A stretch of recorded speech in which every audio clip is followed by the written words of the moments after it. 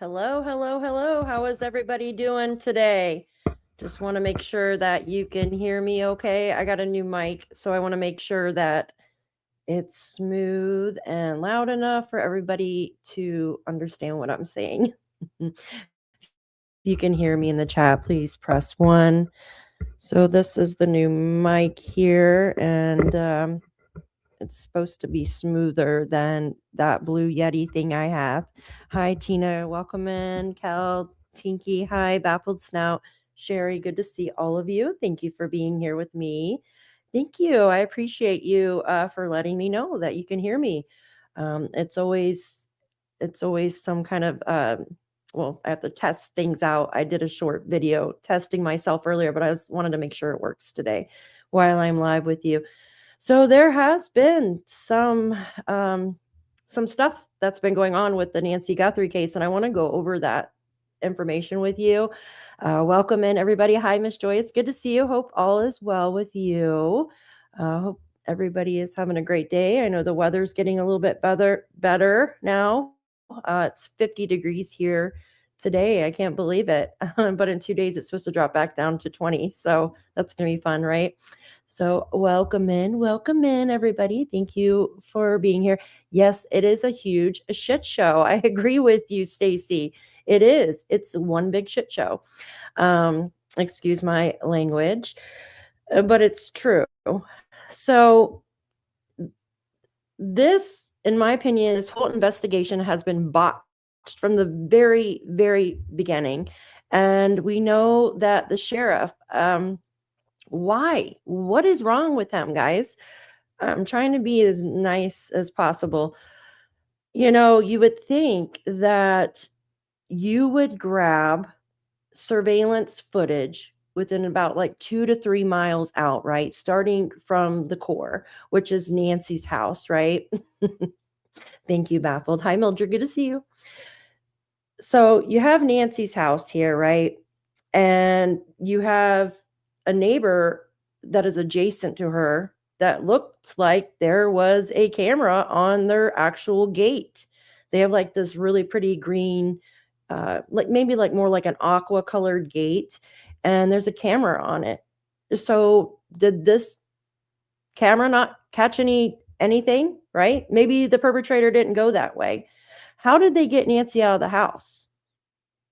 We were told that they didn't take her from the front door, yet there's blood there on the doorstep. So that's kind of contradicting, right? Thank you, Baffled, for becoming a new member here. I appreciate you. You are awesome. Thank you. Thank you. How did they not get any camera footage? And why is this camera footage so, well, now they're saying it's not anything to do with her case, the one that's 2 miles away, right? So what is going on there? I don't understand it. There's also been an arrest. So last night, this guy, let's put a picture of Nancy up on the stage. I know you guys probably don't want to really look at me. Yeah, she now 27 days, 27 stinking days. And I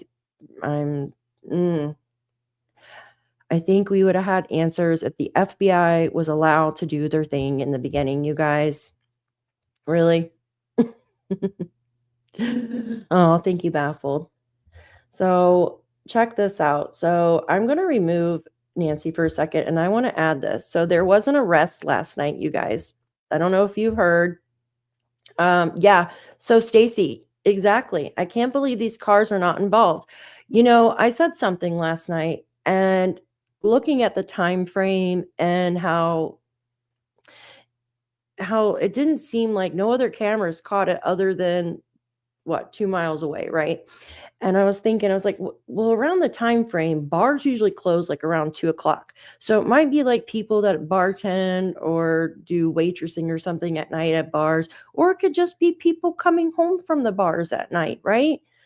That's what I was thinking, but they were trying to identify a vehicle. And we did a really good job here last night, guys, looking at these vehicles in this video. And I know that Baffled and a couple other people had mentioned like a Kia. And the vehicle, they said, was like a Kia Soul, right? So thank you, Tinky, for your super sticker. Thank you so much for being here, hon. And I'm glad you're able to catch a live today. Thank you. So check this out. This dude had a picture of Nancy on his phone, right? And from what I can understand is he didn't even he couldn't even speak English. They had to have like an interpreter for him or something. But I'm going to read, actually, is there a video? Let's play the video and then I'll read the document for you. 1 second. Make sure. Okay, so this is him. He was smoking weed, I guess, in the car. So, because I thought he was drinking, but no. He got a DUI for smoking weed.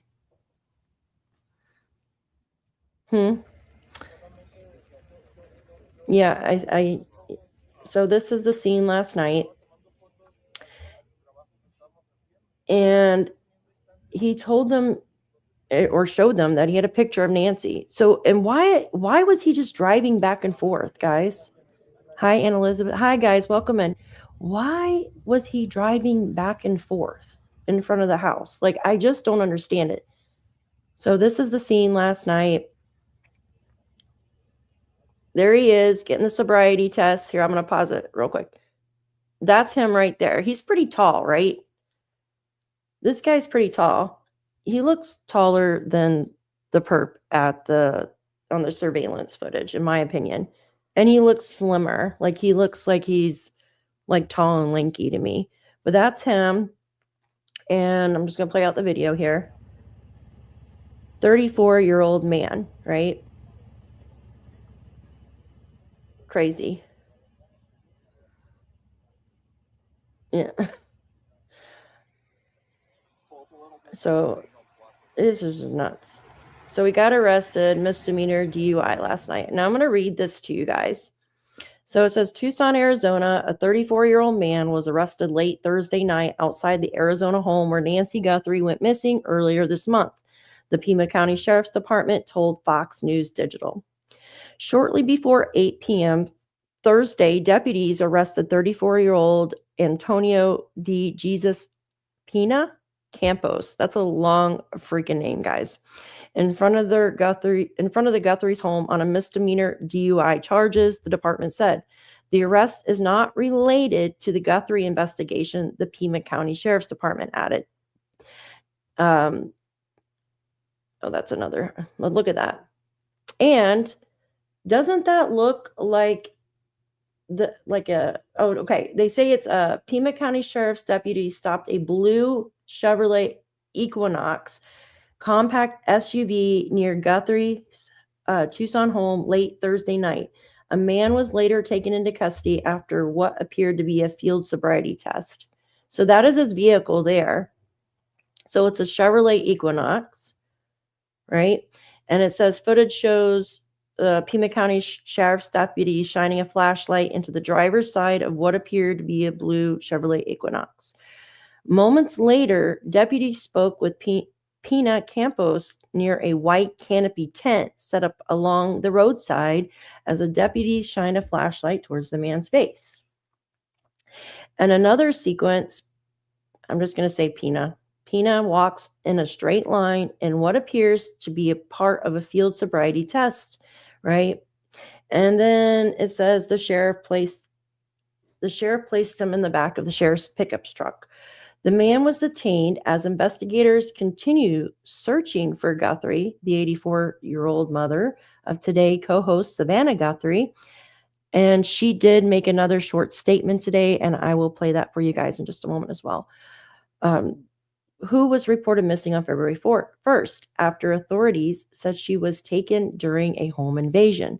Investigators have said her pacemaker last synced with her iPhone around 2:30 a.m. that morning.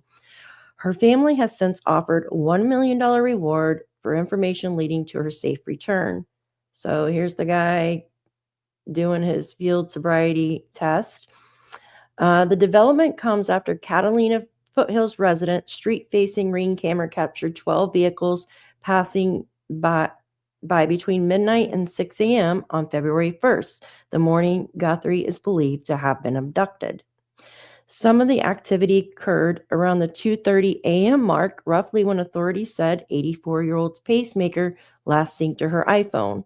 Well, weren't we told that her iPhone was turned off, right? So her iPhone was turned off that night. So her pacemaker spiked, right, on her device at 2 a.m. At 2 a.m., her pacemaker spiked. And at 2:28 a.m., her pacemaker disconnects from her iPhone. So it was turned off, right? Yeah, why would this guy keep driving back and forth, you guys? That's so weird. Yeah, I'm sure they're keeping an eye on him. It is so strange. So it goes on to say that homeowners, these are the homeowners that I think we were talking about, or maybe Justin, I don't know, I sent something. The home that was 2 miles away told Fox News Digital that the police had not canvassed their neighborhood in the 25 days since Guthrie was allegedly taken from her bed. And so why would the sheriff's office not canvass further out? I don't understand that, you guys. Wouldn't that be one of the first things you would do, is canvass further out? I don't get it. And I don't either. Why would he have a picture of Nancy on his phone? He's a 34-year-old guy. Like, what the freaking heck? So weird. It's like they're playing games or something, these people are. It says the couple said they alerted both the FBI and the Pima County Sheriff's Department to the footage. It was not immediately clear whether the video would prove useful to investigators or whether any of the vehicles had traveled on Guthrie Street. Where's all the camera footage on Nancy Street? I don't get it. So it just goes on to talk about the home. The property's 2.5 miles, right? Or about 7-minute drive from the crime scene. I actually drew like a map last night, and I'll show you guys this. This would be like the easiest way to get there without, like, let me show you. Can you guys see that? So basically, let me make this larger so you guys can see it. Oops, wrong way. So this right here would be Nancy's home, the blue dot that has the medical sign on it. And then this down here with the other blue dot would be the home that gave the footage to the FBI and the sheriff's department, which is like the 2 miles away, the 7-minute drive. So the route that I took, there's no cameras going through here, and there's little side streets. So there's a lot of streets that you can go to, and they're like dead ends. They're like, what do you call them? Not roundabouts, but like cul-de-sac roads, dead ends. In a lot of these neighborhoods, the only road, and I didn't see any light on here, would be North Campbell Road, but I didn't see any lights on these roads. And if you go that way, you actually pass by where they found the bloody gloves, which we haven't really heard any more about that. No outlet. There you go. And it was something like that. So we haven't heard anything else about anybody else in her neighborhood really catching anything on camera, right? Isn't that strange? Anyways, it goes on to say one of the videos, oops, let me put this back on so you guys can see it. There we go. It goes on to say one of the videos was recorded approximately 2:36 a.m., roughly 8 minutes after Guthrie's pacemaker last synced with her iPhone, based on the sheriff's timeline. And that was, so from what I could hear on other outlets, like one on JLRs and stuff like that, it says the guy was having trouble speaking English, so they had someone interpret what he was saying, and also had a photo of Nancy on his phone, which is just stinking strange. MK just said FBI discounted the car. Yep, they discounted the car. Why even bring that up? Why even bring it up? Like, I don't understand. Why bring that whole thing up if it has nothing to do with nothing, right? Now, I want to bring something else to you. Let me show you something real quick. So I found a really good picture today. It's okay. Someone was able to brighten up this photo of him. And I watched the video. I know we've all been watching this video over and over and over again. And the way this guy walks is like he's walking very carefully. Or maybe he has somebody said the white SUV at 2:30 a.m. Yes. Yes, Michelle. They said it has nothing to do with the way this guy walks, right? He walks like in a pattern kind of. And when he bends over to grab some of the, I don't know if they're weeds or a plant that she has there, it's like he has back problems maybe or something, but he sticks his right leg out straight to bend over. But it also could be because he has a lot of clothing on too, so it's making it harder for him to bend like a normal person would bend. What do you guys think? All right, I want to play something for you. It's so hi Cassie. It is crazy, absolutely crazy. Okay, give me 1 second. I want to show you something. So you know the area right here. I was looking up, this is actually Annie's business. I was looking up some information about it. It's where they do like art and stuff like that.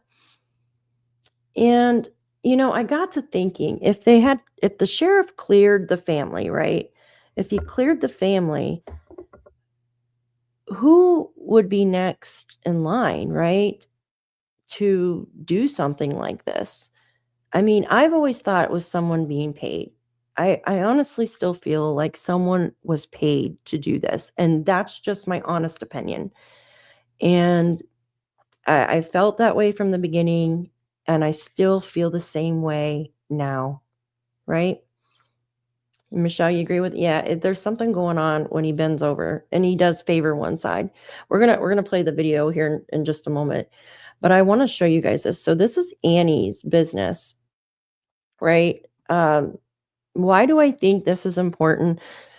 It's a nonprofit and she hosts a lot of like art and she has like some, how do I say this? Like there's a lot of people that do like they perform there. There you go, perform.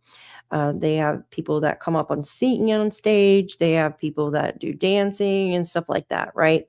And it's like a form of art. But this is her nonprofit. So I wonder if it could have been somebody from that she knows here that she had ran into here, one of the family members, and just, you know what I mean, followed her home, or followed her mom's house or something. Have the police looked and talked to people where she does her art stuff at? What do you guys think? I don't know. Hi, Dogstar. Yes, the glove was was like if you're going on your way to where that 2 Mile Neighbor's camera is, the glove is on its way there. So this is Annie's nonprofit right here. So I did some research on it today. They have a YouTube channel as well. If you guys want to go check it out in your own time, go ahead. All right, I'm going to bring up this. We're going to just go over this, and then I have some other information I want to share with you. So give me 1 second. How is everybody doing? All right. So does this mic sound better than my other mic, you guys? Does it sound clearer to you?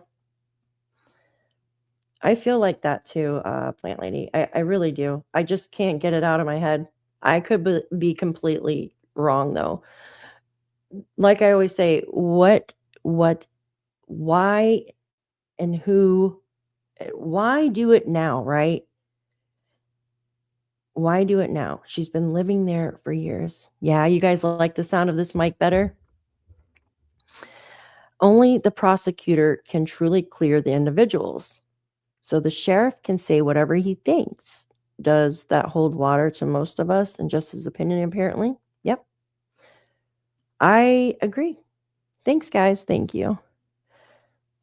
It was really easy to set up. I feel like it's not as high pitched as the other mic I have. This one was actually not as expensive as the other mic either, which is cool. Okay, let's play this. I'm gonna kind of do it in slow motion, right? Give me 1 second. This was 39 seconds. I'm gonna do it in slow motion. And I want to show you guys something. Let's see here. Okay. Watch his steps. See how he steps, and then he brings his other foot to the side to side, like he's dancing, right? Watch.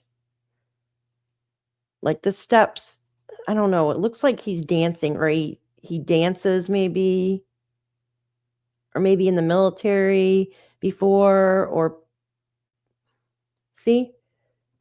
Like, do you guys do that? Do you take your feet and move them side to side like that? I don't. I don't do that. Watch.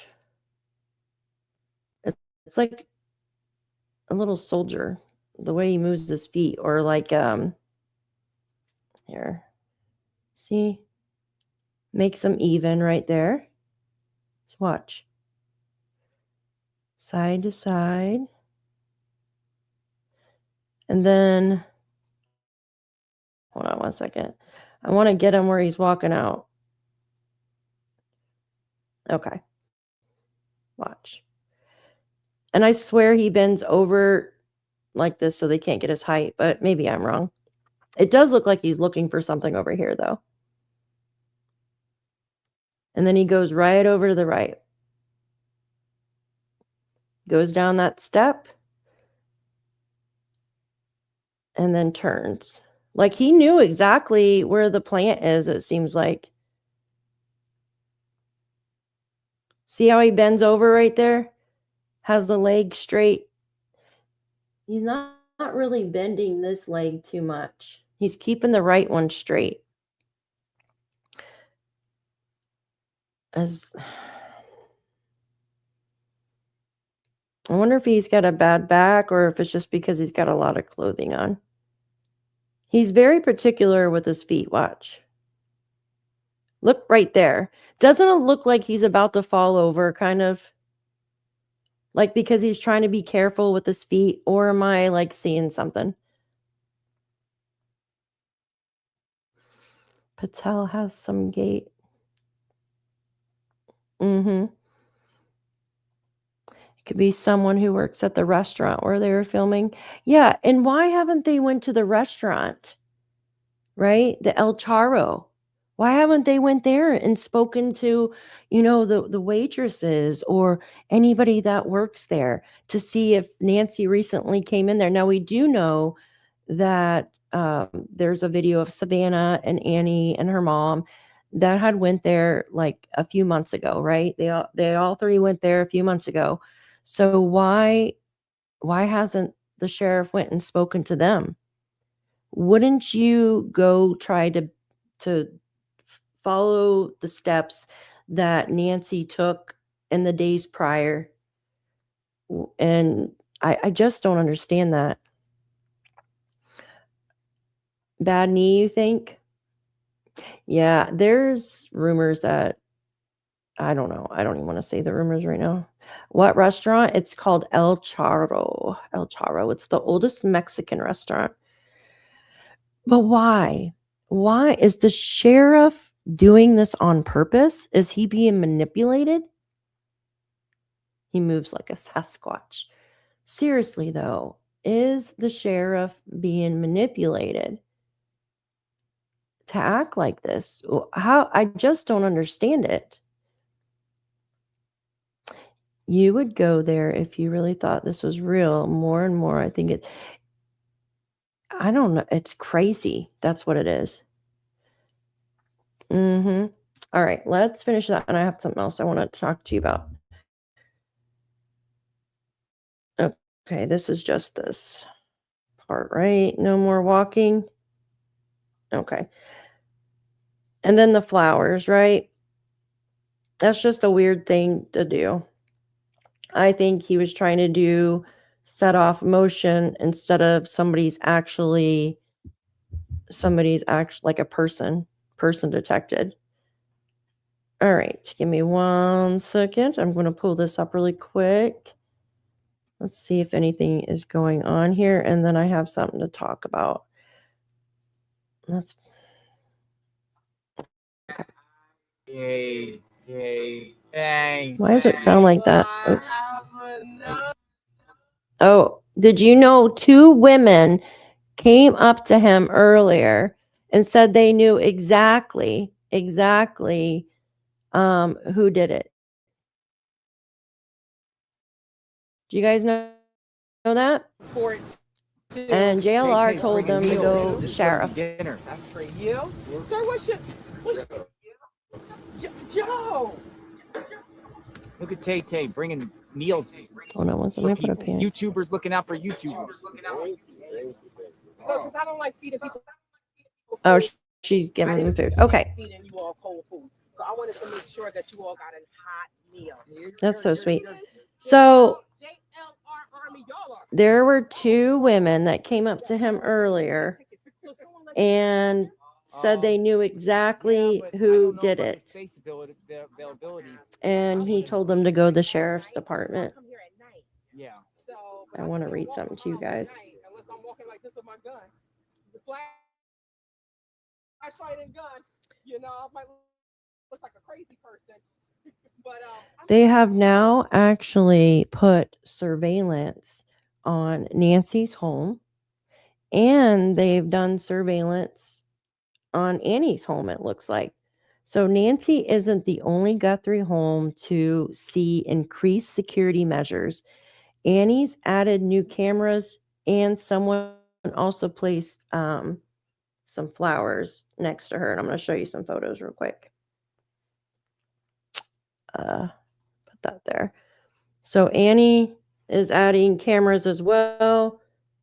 Why do you think they're all adding cameras? Because everybody out there's her house. Oh, come on. Cameras.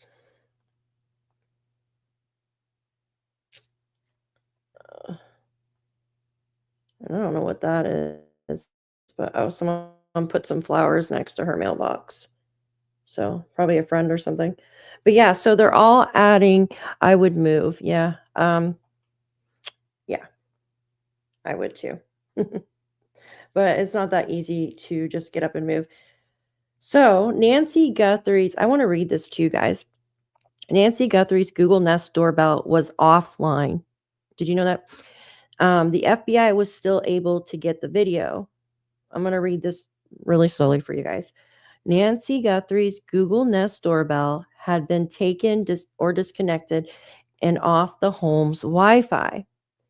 There was no active cloud connection, no live feed, no upload in progress.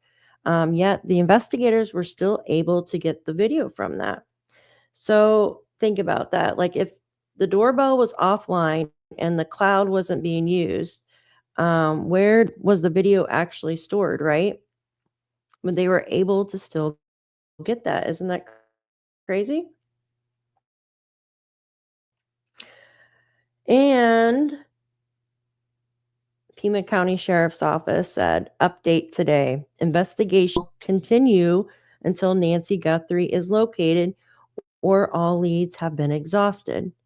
The Pima County Sheriff's Department is refocusing on resources to detectives to assign to this case.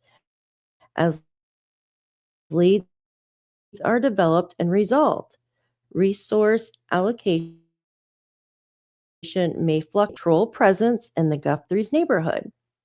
says video investigators are actively reviewing surveillance video of vehicles traveling in the Catalina Foothills area, including areas further from the Guthrie residence. We have asked homeowners in the surrounding community to submit any relevant footage and encourage anyone who has not yet done so to please share one. Why are they doing it 27 days out? It's crazy. What is that girl doing? What is going on? Somebody said it's like morbid stuff. But John DePietro is I gotta see what's going on. Look at John DePietro. Look, John DePietro. I like that guy, John. Brian Ent was filming it too. What the hell is going on? I'm trying not to laugh. I know he is. I mean, I'm not laughing at them. It's just, I don't even know what to say. Go there. Is that a photo shoot? Modeling shoot? It's a photo shoot. What the freaking hell? A photo shoot. Let's go have a photo shoot in front of the home of this 84-year-old. Oh my God. Different. Either that or there's a. That's crazy. Is she going to a rave or a dungeon? Yeah, I agree. I agree.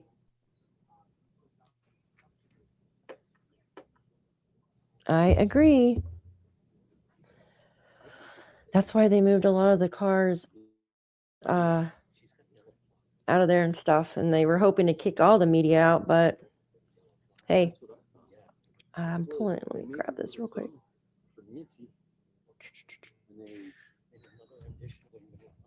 That's nuts. What are they doing?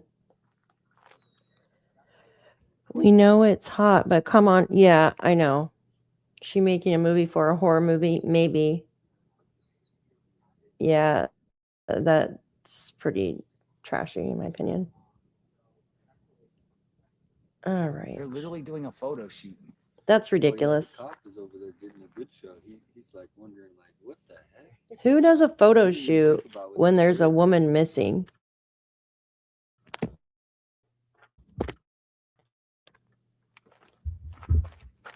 Oh my God. Thank you, Bob Sharp. That's crazy.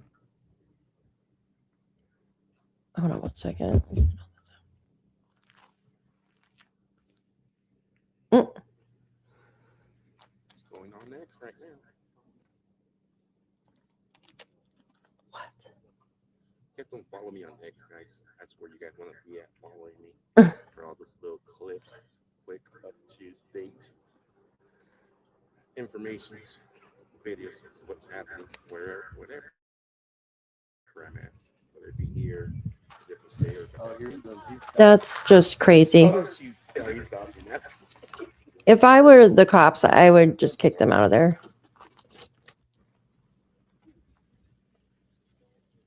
Why is my comments not showing up? Yeah, I know. It's ridiculous.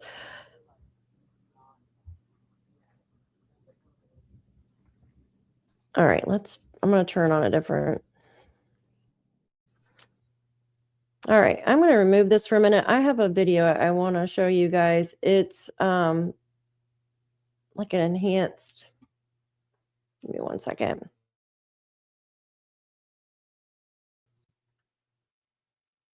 All right. I'm going to blow this up real quick.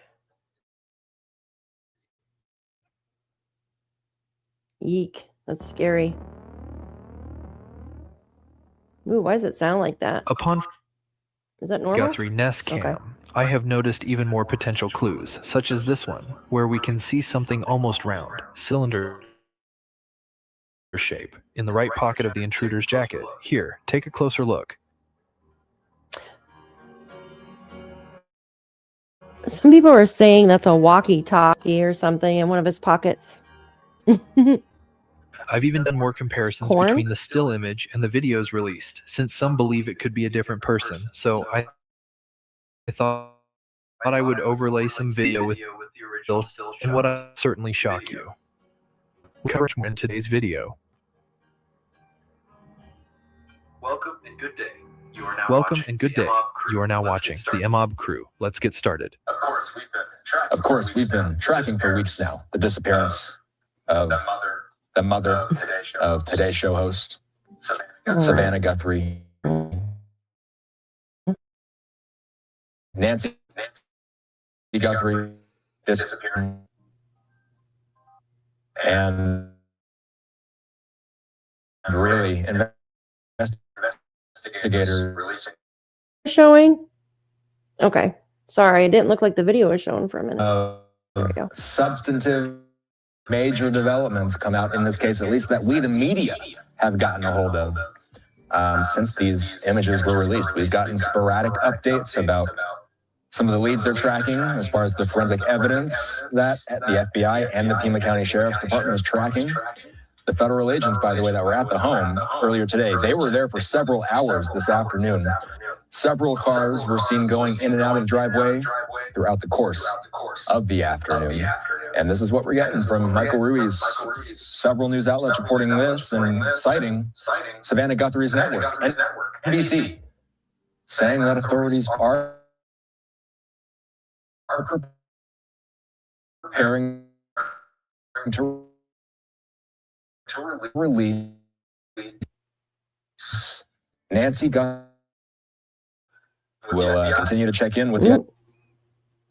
Okay. It looked like it was turning for a minute. Oh, there we go. The Pima County Sheriff's Department for any and all major development.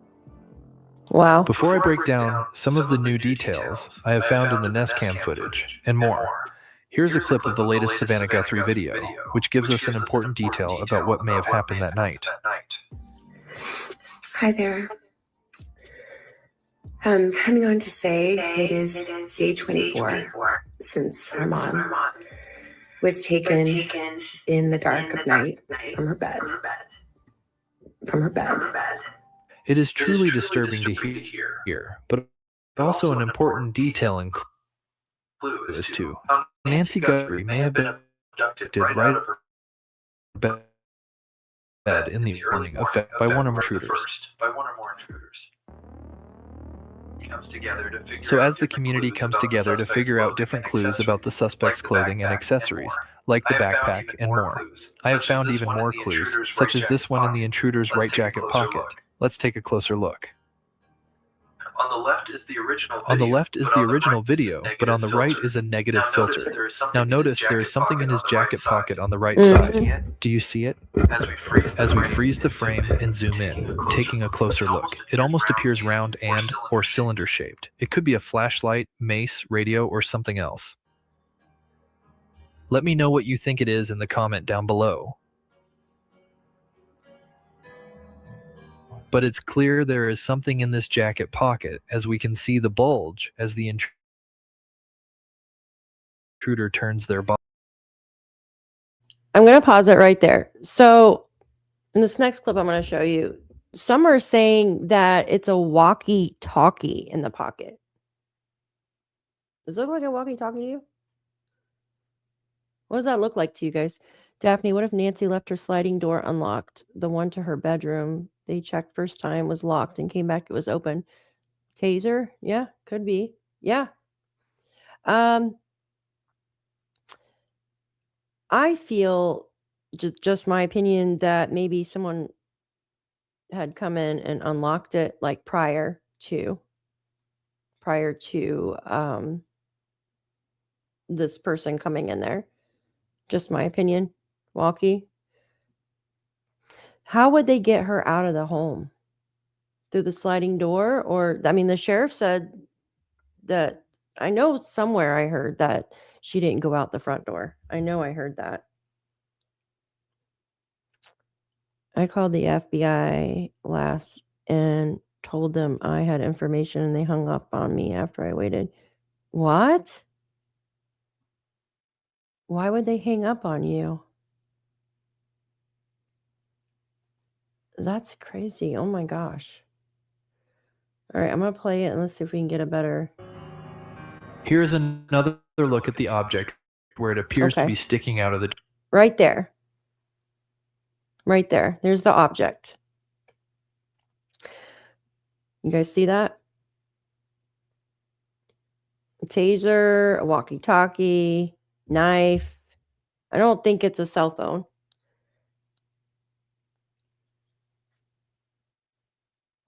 Yeah, but allegedly she was drinking that night. So I don't know, maybe if that's why I said, like, what if somebody that was in her home a day or two prior had unlocked this door or something, right? And that's how the perpetrator got in. Yeah, it looks clipped, like, so it doesn't fall out if they get into an altercation or something. There was mentions of it in the beginning that she was having some drinks that night, and we've heard that she likes a certain type of tequila.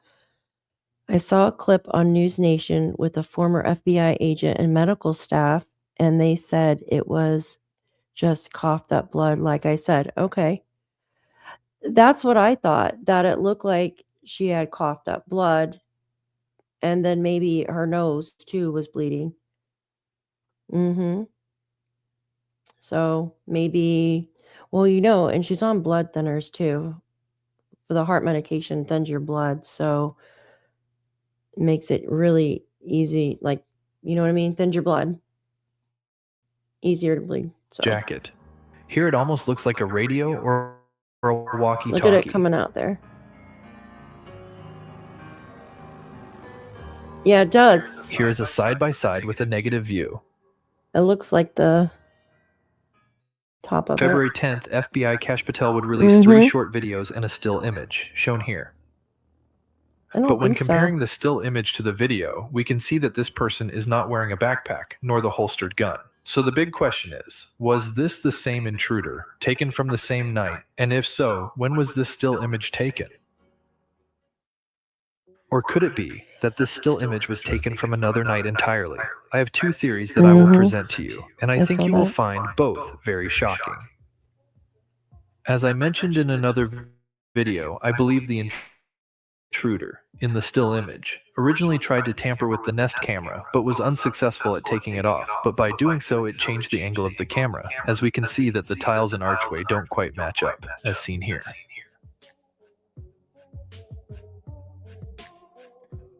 So the first theory is that the suspect showed up a different night prior to the abduction. Take a look at the rocks to the right of the intruder. It almost appears as if they were moved. Here, take a closer look.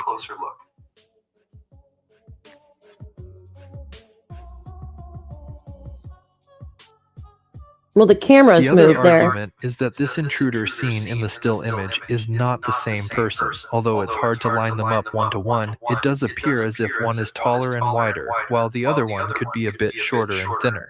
Here's a closer look. Let me know what you think down in the comments below. Yeah, she had a specific tequila that she liked. Now here is my second theory. I believe that the still image is from the same night, but it was taken around 3 hours before the intruder came back to abduct Nancy Guthrie, and here is the alleged evidence to back up this theory. Now, according to Google and other sites, since Nancy did not have a subscription for the Nest camera, it only saves up to 3 hours of video at a time, then it rewrites over itself.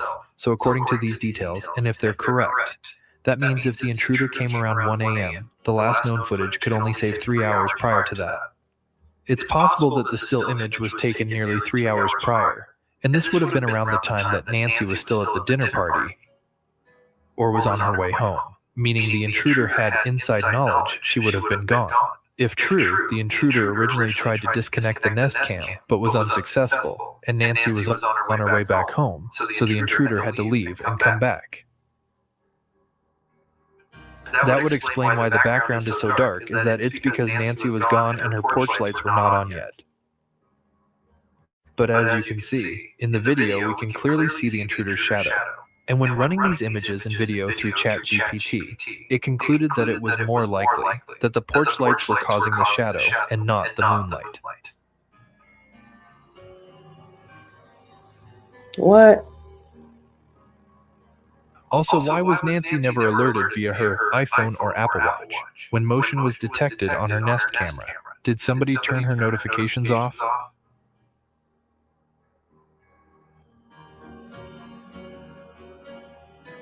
Nancy Guthrie is still missing as of making this video. Please share your thoughts and comments down below. Please smash that like button and consider subscribing to this channel for more updates and video breakdowns. Thank you. All right, that is the Mob Cruise video. That's a great video he did. All right, I want to read something. So this just came out, right? You remember Derek Kellogg? We spoke about him yesterday. He was the one that did the first ransom note, right? And I'm just going to read this to you, and then I'm going to, which is backtracked a couple days, well, not a couple days ago, a couple weeks ago, and then I'm going to read the new information out now. So the Derek Kellogg, who sent the fake ransom note to the family of Nancy Guthrie, appeared in court. He texted Annie and Tommaso. He faced 2 federal charges, 1 count of intent to transmit a ransom demand, 1 count of utilizing a telecommunications device to anonymously abuse, threaten or harass a person. According to the court documents, Derek Kellogg had texted Annie and her husband Tommaso from a VoIP internet phone line, such as like Google Voice or something like that. The text read, "Did you get the Bitcoin? We're waiting on our end for the transaction." He also made a 9-second phone call to one of them. He sent this after Savannah and the family released their video asking for proof of life. That was the first. That was the first one. Now, today, it's saying that case number, it gives the case number in the document filed, right? The above named defendant is not permitted to apply for the issuance of a passport and or passport card during the pendency of this action. So he's not allowed to go any freaking where at all. And this is a United States District Court for the District of Arizona. So I'm going to show you guys that. Can you see it?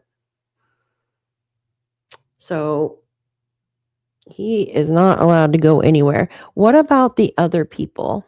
What about the other people? Hey, Jen, good to see you, hon. What about the other people that did write the ransom notes and stuff? What happened with them or the emails? Why haven't we heard anything with them? Right? Why didn't they get arrested? Why hasn't their names been put on blast like this guy, right? Are they doing the same for them? Have you guys, I have heard nothing about it. Nothing at all. So why? Why haven't we heard anything about that? Don't you think that's weird? I think it's very weird. Okay, now check this out. This is, let me add her to stage. Oops, I almost got rid of myself there. Okay, I just want to play this small clip for you real quick. Now she talks about what's in the pocket, and you could tell like she's frustrated too. Yeah, I've been really wondering about these ransom notes because all you hear about is the Derek guy. You don't hear about the other people that did it. I think they're distractions as well, May. I do as well. I absolutely do. Okay, I'm just going to play this real quick. This one clip here with her. And let me blow this up real quick. She's great. For people's videos. This is Ashley Manfield. I'm so happy. I could jump up and down. It's always going to come back to a vehicle. So many crimes start with a vehicle, end with a vehicle, and the arrests are a result of a vehicle. So I am very, very happy. If we were able to tell what type of so this vehicle was nothing. Looking in other places for it. You know, just the color and the shape, and even if you can narrow it down to 2 or 3 different vehicles, it's gonna be great. Hopefully, this is the break we've all been praying for. Well, let me bring this up again. a retired NYPD detective and national security expert named Pat Brosnan told Fox that his review of their video suggests it's a Kia Soul based on the slanted roof, the window design, the rear quarter glass, and the vertical brake lights. These cops know their cars because they're always looking for I agree, cars. They're always looking at Texas. surveillance tape, and we're always trying to figure out who people are and what shady behavior they're up to. So if he says that's what it is, he's probably real close. And if I'm not mistaken, that's a very square body, isn't it, on that Kia Soul? Yeah. So it's pretty distinctive. It looked like it on the video. Yeah. All right. I can't wait to see that. That's excellent news. It is, and I'm so interested to hear that the time is 2:36 a.m., which is just 8 minutes after Nancy Guthrie's pacemaker was separated, and it's roughly only a 7-minute drive between these two homes. That's got to mean something. I don't think it means anything, and they said nothing. I honestly believe it was just people coming home from bars or something like that. And usually, in most cases, it's young, like the younger generation that drives like these Kia Souls. Like my daughter had one, right? It was like one of her first vehicles. Did you know that you have an echo? Do I have an echo? It might be my mic picking up the background, and I'll turn it off. Thank you for letting me know. All right, let me turn that on, turn that off. Definitely means something. Whenever you get information on a case, Ashley, throwing it up on the timeline is always really important, and it can tell you a lot of things. And that is so close to the time that this potentially happened, and when her pacemaker separated from her phone. Yeah. So her phone was left in her bedroom, and it sounds like they got her out the front door. And when she probably got onto the front porch, her pacemaker lost connection with the phone. And that's probably where this vehicle pulled up, and they put her in the vehicle. And drove off. And so I keep thinking about this neighborhood. It's very, very dark, very hard to navigate. But somebody might have decided that this is the back road that leads out of Mrs. Guthrie's neighborhood and avoids the major intersections. You'd either have to know your way around in the dark of night, or you'd be using some kind of a navigation app.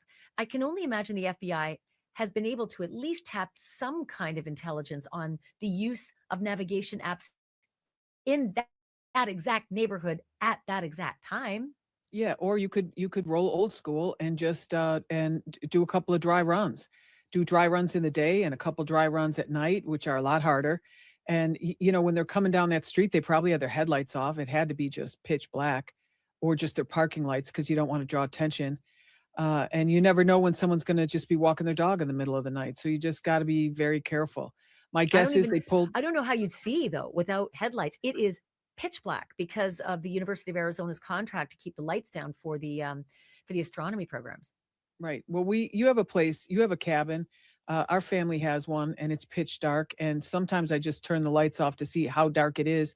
And could I drive around here at night? And no, only if you know it really, really well. But I'm just saying that when they pulled up to the house, they likely turned the lights off completely, pulled into the driveway, not the circle driveway. I would say the driveway to the side, but you'd have to have your lights off there just in case she was already up in the middle of the night. Yeah, some people absolutely. can't sleep.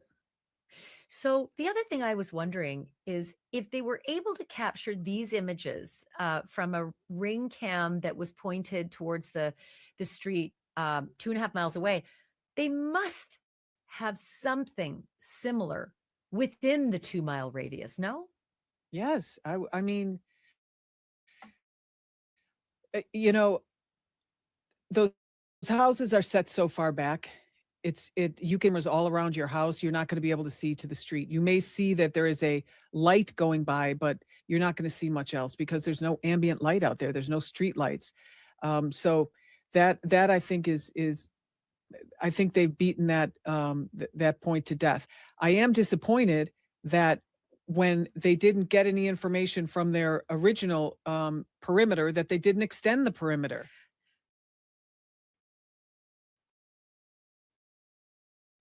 I'm very 2-mile radius. That's a lot of property. That's a lot of, that's a big area. but these properties are all big. They're not stacked against each other. You're not talking about tens of thousands of homeowners. You're talking about a few hundred. Why would they have even chosen 2 miles? Why not just start really big and then pick your investigations, No, in because the you middle gotta, of the concentric circle? Because those videos could be overwritten by now. yeah, but I mean, they were asking for them right at the very beginning. And the bottom line is, even when when you consider things like most traffic collisions or most accidents happen within a 1 or 2 mile radius of your house, because that's where you are most of the time. We know for a fact they were at Nancy's house. I think a 2 mile perimeter is a really good starting point. But when that didn't, when nothing came of that, it's time to open your perimeter, open your aperture a little bit more, and let's see one thing. Yeah. My Or concern just about the that areas near the timing. back road, wherever Like, there's an think about it. egress. We everybody's different in their settings, but a lot of these things overwrite. Like, you can't sort of say, well, let's say in a month we don't get anywhere, let's go ask people for video a month from now. Well, you're not going to get it. The time to ask is right away. Remember in Moscow, they were asking businesses video a little less. Great, so it's overwritten already. I asked her, I asked her, just start gumshoeing through it. Well, what I didn't mean to wait a month. I meant, within those first couple days when you didn't get anything that was fruitful, open it up a little. Start asking for mutual aid and get people to go to those areas, at least along the roads that lead out of there, because my understanding is there aren't that many. And if this is the one that avoids the major intersections. And we don't know if the sheriff or the FBI is going to release this to the public saying, hey, everybody, let's start looking for a vehicle we think might be a Kia Soul, like the Moscow police said with the white Elantra. We just don't know if there's evidentiary value here. All we know is what Fox was able to find from these neighbors, and the fact that the neighbors were surprised they were canvassed. I guess we'll watch this space for that. Let's move on to the other topic, and that is the silver Range Rover that we all seem to have forgotten about is still, I didn't forget about it. Yeah, right. It's still in play. And I've learned from, my law enforcement source that the guy they were targeting was at his mom's house and then, left to go pick up food. And that's when they decided to move in 2 different locations and grab the mom, pull her out of the home and search the home and grab him in the Culver's parking lot. And it turns out he was driving the silver Range Rover and they had a law enforcement plane overhead. Any of that a surprise to you? No.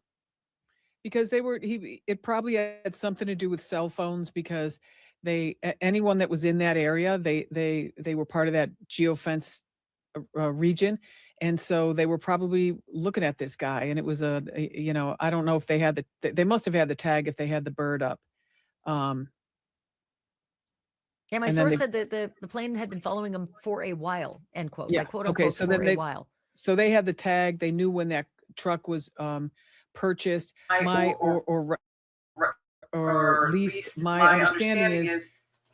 Okay, so they're talking about the gray vehicle, that basically the one where they got in the raid, right? The Range Rover. And like last night when we were talking about it, I thought maybe it was a Range Rover, but I want to show you something real quick. I want to take you over to my Google Earth real quick and show you something. So on Google Earth, if you go to this house, let me see, can you guys see that? Okay. So here, this is what I was showing you earlier. This is Nancy's home.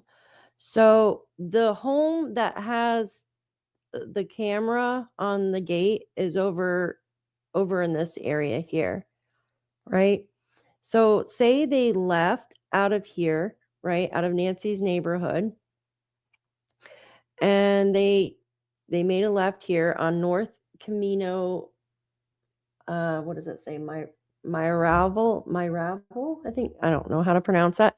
And then made another turn on East Camino, Mirror Ravel, ravel, and then made a right. So the gloves were found here. Remember the picture that we looked at the other day with the gloves, and it looked like there might have been blood like on a rock.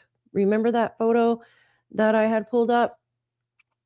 So that's where the bloody gloves would have been. Now they would be on North Campbell Avenue.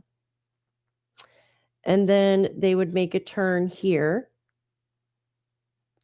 on East Camino Los Ventes. I cannot pronounce these names and I feel horrible. And then they would make a right.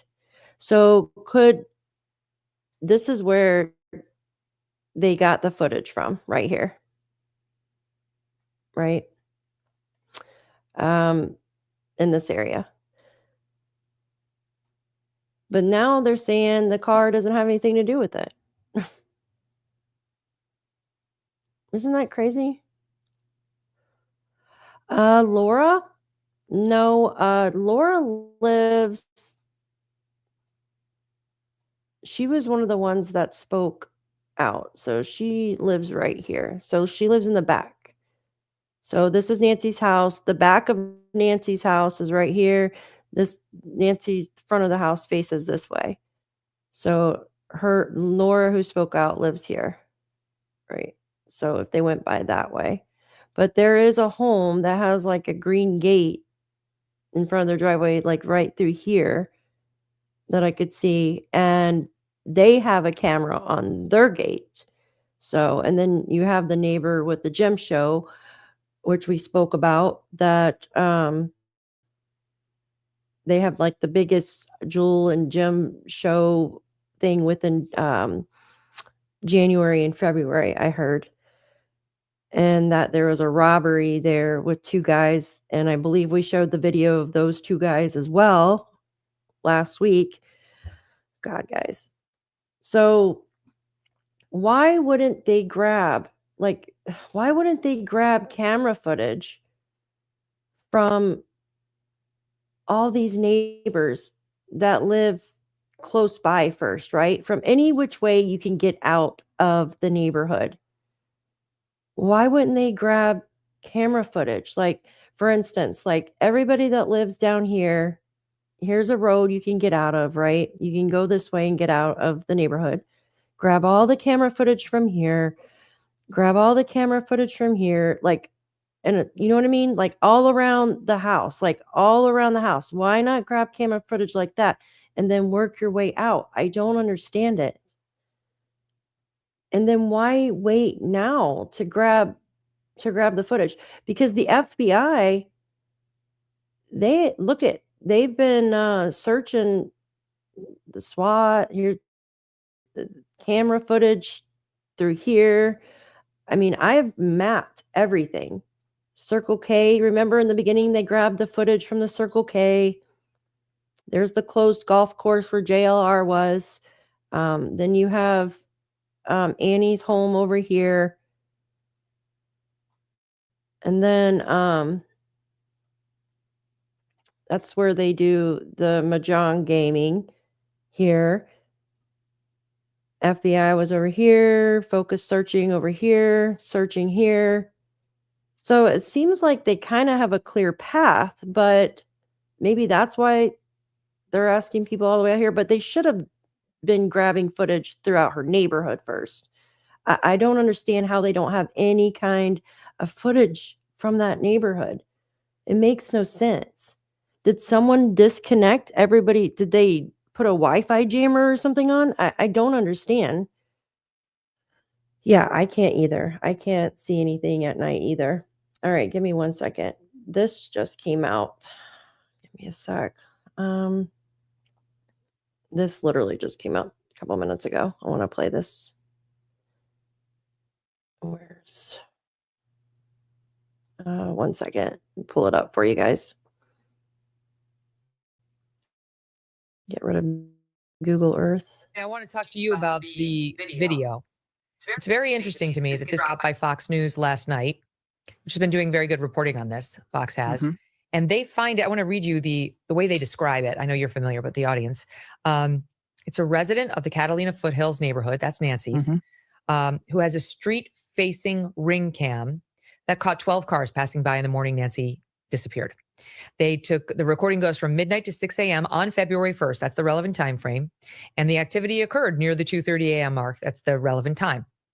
The homeowners, Elias and Danielle Stradagulias, told Fox Digital that the police had not canvassed their neighborhood at all in all the time since Nancy went missing. The FBI and the Pima County Sheriff's Department have been alerted to the video, writes Fox Digital. Not immediately clear whether the video is of any use to the investigation. This is last night.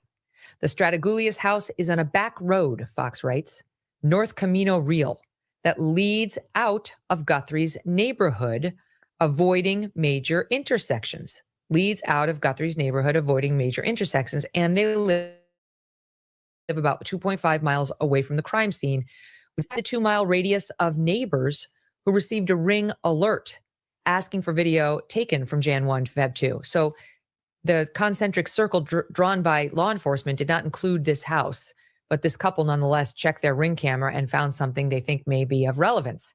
Their house, writes Fox, is roughly a 7-minute drive from Guthrie's address, as I mentioned in the intro. One of their videos was recorded around 2:36 a.m., which is roughly 8 minutes after Guthrie's pacemaker last synced with her iPhone. So the timing would work. Yes. Danielle said the number of cars passing that night was not unusual, but she and a friend found it odd that no one from law enforcement had visited the neighborhood. The route itself had been flagged to Fox News Digital by another neighbor who said she also saw a suspicious man walking in the area on Feb 2, which would have been Monday, around the corner from what appeared to be an abandoned car.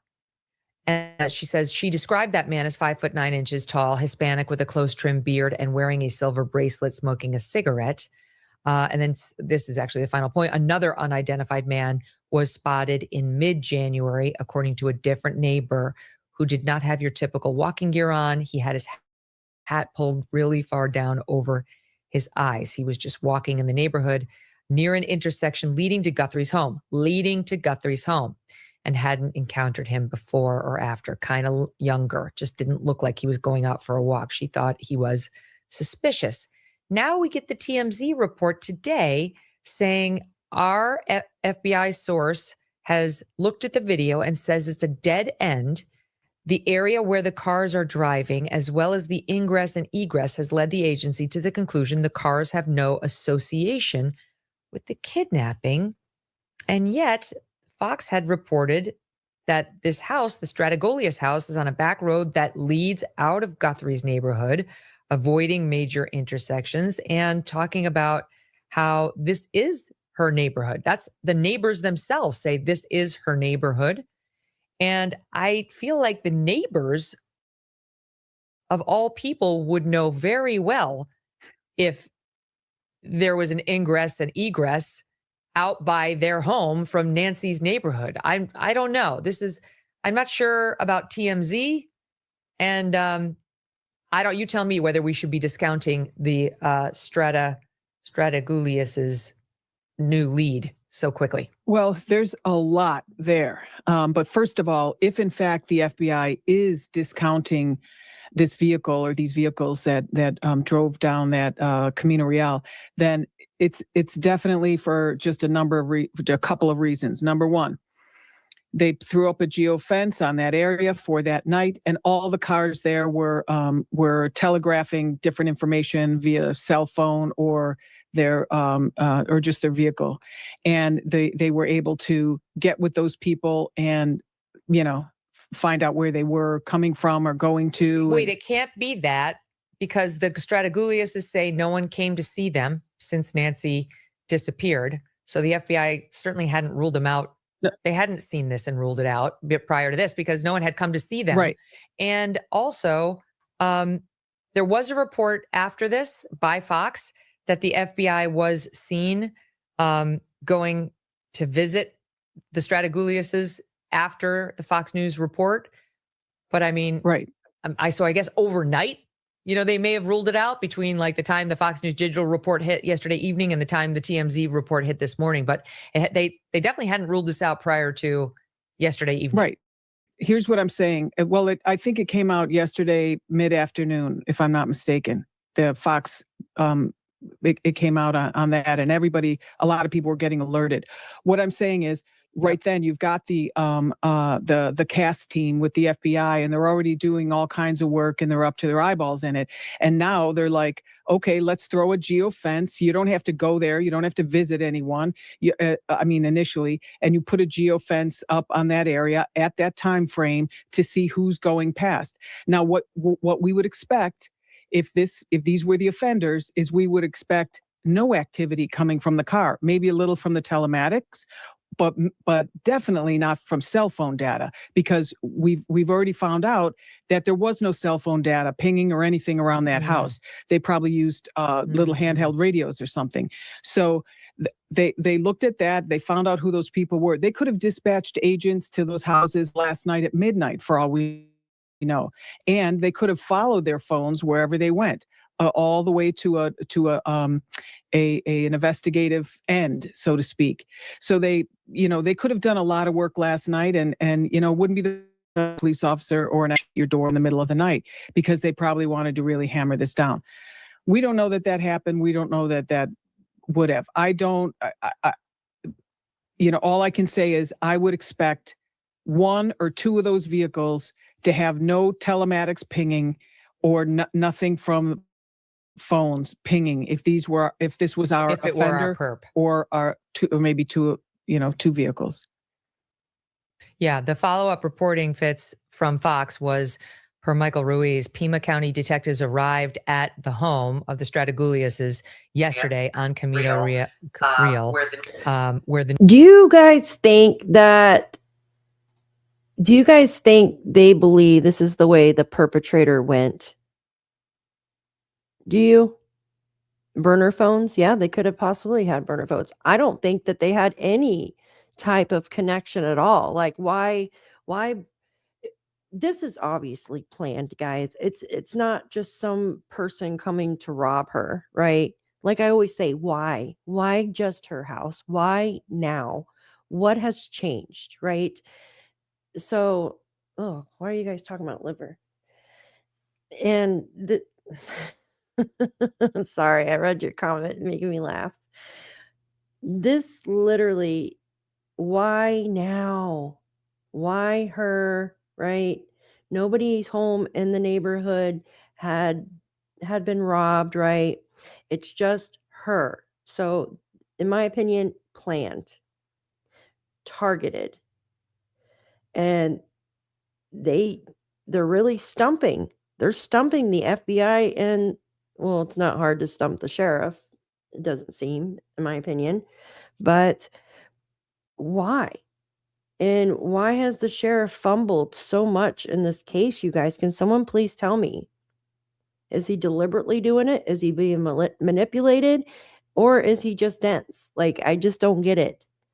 No, I don't think it's a robbery either, Priceless. I really don't. Who goes to rob somebody's house with a full backpack? That makes no apparent sense, right? No sense. You think he's dense? I feel that this person that we're looking at that went to take her has some type of background. Either, I don't know if they're ex-military, ex-police, or something. Just by how they're stumping everybody and the way they walk too. Like I showed you earlier, by the way they were placing their feet and stuff when walking like that. They're really careful. Yeah, I've been watching since day one too. It's just questionable. He has very questionable behavior. And not to mention, it's no coincidence, in my opinion, that they're doing a reality show. And I keep saying that like a broken record. It just seems weird that they're a reality show. And he even said, I might play that news clip with him talking about it.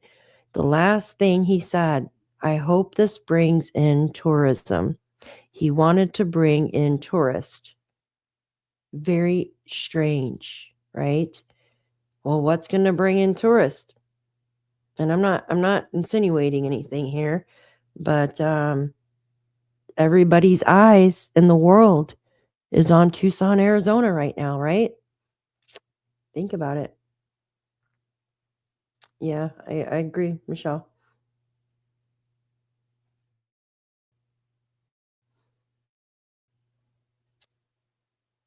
New ring video was taken. So it does appear that in response to the Fox News digital report, they went there and they spoke with this couple.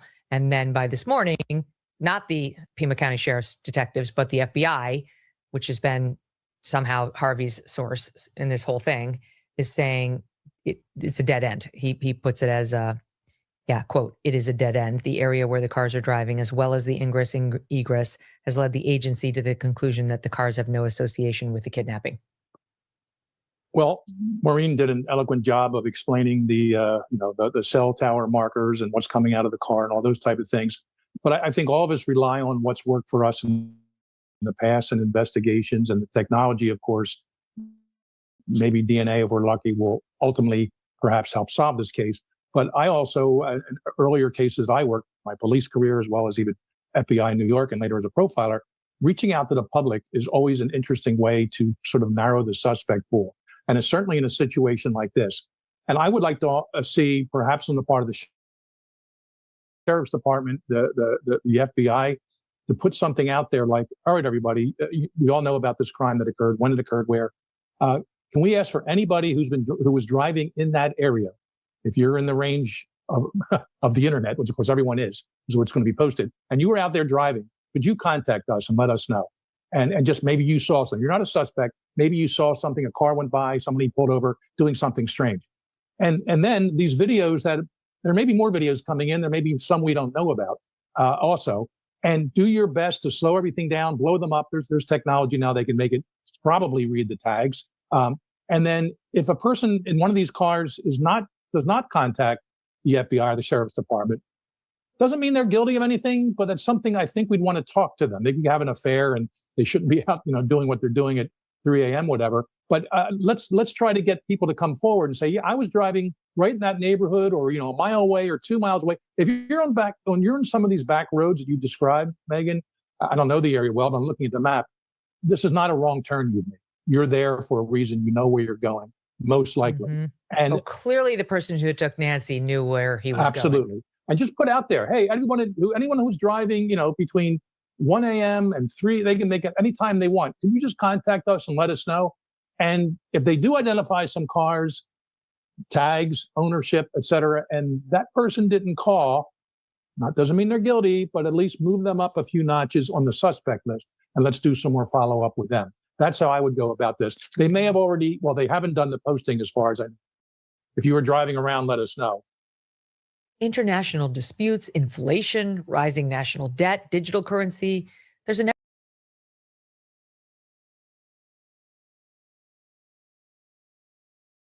here. Oops, I was trying to find, it looks like they removed his interview with the reality show. I was looking for that. You guys, yeah, I don't think it was by accident at all. I don't. And did you notice the guy has like a cyst or something on the side of his eye? I noticed that earlier too. Let me see if I have the photo. I could share it with you. Hold on one second. He has like a cyst on the side of his eye, like right here. I swear I took a screenshot of it. Now I don't have it. That's horrible. So, in my opinion, a Canadian girl, he had some kind of tarp or something in his backpack, but that's just my opinion. I don't know if anybody else has said it. Yeah, I can't find it, Michelle. Oh, okay, Cass. I believe he had a tarp in his backpack or some kind of blanket, and just my thoughts, because if you're going to remove somebody, right, if you're going to kidnap somebody, you're going to want them covered, right? Like, so they use it to cover her so she wouldn't be seen coming out of the house. I don't know. And we were told that she was taken from her bed, like dragged out of her bed. Imagine that. Imagine the terror of that happening to you. I didn't realize it. Hi, Liza. But Chris M., former law, stated in the restaurant, people were really eyeing Savannah and family in that restaurant in a creepy way, almost like they were wearing. Oh, yeah, because they do have, well, they have like the latex gloves in that video. Skyline is allegedly made with chocolate. Oh my gosh, that sounds so good. Why do you guys always talk about food? No, I don't. I'm trying to find that interview with him. Underneath the glove, there is like a ring on the finger. Yeah, people were pointing that out as well, like a large ring, right? Suspect was caught on camera 2 different days. It was not accidental. It was planned. First trip was obviously to check out the property. I feel, I'm still on the fence with that. I do feel that there was 2 people. And I feel the last one, with the one without his backpack, if it is the same person, but they look heavier in the front, like their gut, like, right? They look like they have a larger gut. That was the last frame of them coming to remove the camera off the door. But wouldn't her camera say, okay, think about it. Say the perpetrator did come there prior, right? And if he got that close to the door, wouldn't he had spotted the doorbell camera? Wouldn't he had, like, if he was coming there to stake out the house, wouldn't he had spotted the doorbell camera? And if so, wouldn't the camera on the Nest camera, wouldn't it had sent a notification to Nancy's phone, right, saying person detected? Even though she didn't have any kind of subscription, it should have still said person detected. Don't you think? For instance, like there's a lot of people have cameras, right? But more than like 50% of them don't pay for a subscription or anything. It's just either they're duds, they're just there to look like they work, or it's just live view. The live view basically will send you a message, right? An alert, and it'll say person detected. Some cameras will even say intruder alert or whatever, right? Some of them you can even speak through. A lot of those doorbell cameras, you can even talk back. Now, what if Nancy actually heard the perpetrator, right? What if she actually heard the perpetrator and she was talking through the speaker, through the doorbell camera, and that's why he was trying to cover it with the weeds or whatever too, right? I don't know. I'm just trying to think of all different, but you would think if he was there before at late at night, she would still have that notification saying person detected. Just yeah, I know. And their no light ordinance. Where I live, we don't have a no lights ordinance, but it's dark as shit out here. Like it's dark at night, unless somebody leaves their house lights on.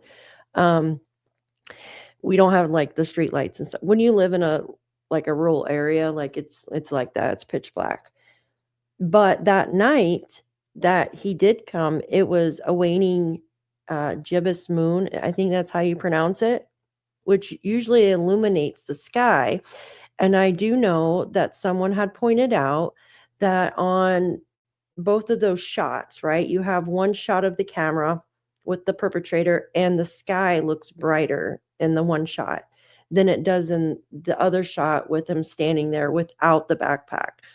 And that's why people were saying, well, maybe it was a different night, or maybe it was after the moon was already starting. You know what I mean? When the moon goes over through the mountains, it's not as bright in the sky. Does that make sense? For instance, like, I know this is weird. When I'll come outside, like around, when you live in the mountains, you come outside and it's around, like, say 10 o'clock at night and the moon, it's really bright, and like come out later and it's not as bright because it's moving, right? It's moving. So maybe it was just in a different position, and that's why it didn't look as bright on the last, or the one without the backpack. I feel that he had went back, he had already used the stuff in the backpack, and if he did have a tarp in there, he'd already taken the backpack off, threw it in a vehicle or wherever with Nancy, and he's like, I'm gonna go grab that freaking camera just in case, so they can't get any indication that I was here. Not thinking that the FBI could actually pull off that. So yeah, it's never been confirmed that it was 2 different days. Nope. And why won't they give us more? Hi, Miss Robin. Good to see you. Hi, Leslie. Why won't they give us more footage? It does look like the sweater is different. Absolutely. But I mean, looks are deceiving, right?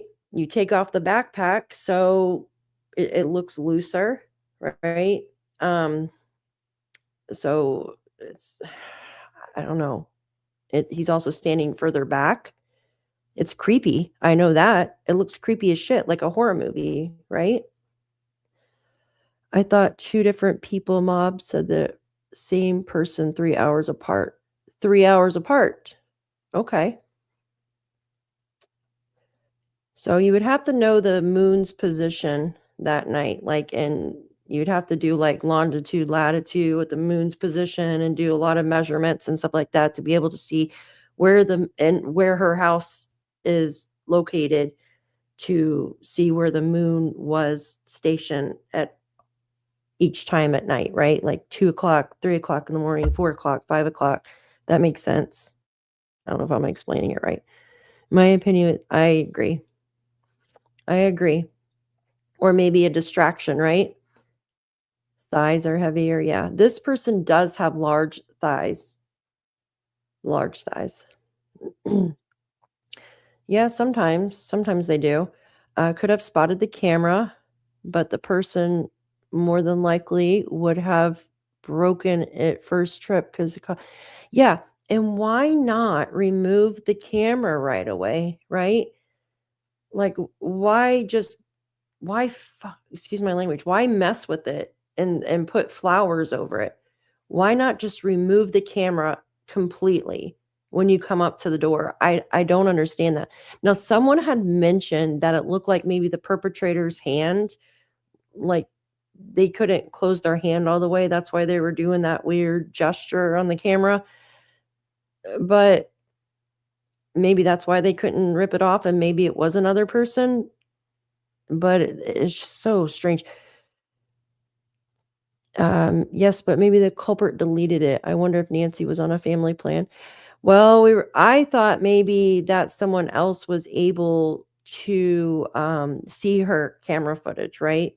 And usually someone that sets up those type of cameras, it's like a family member or friend for someone that's older, right? So it was probably a family member that actually installed that camera for her, in my opinion.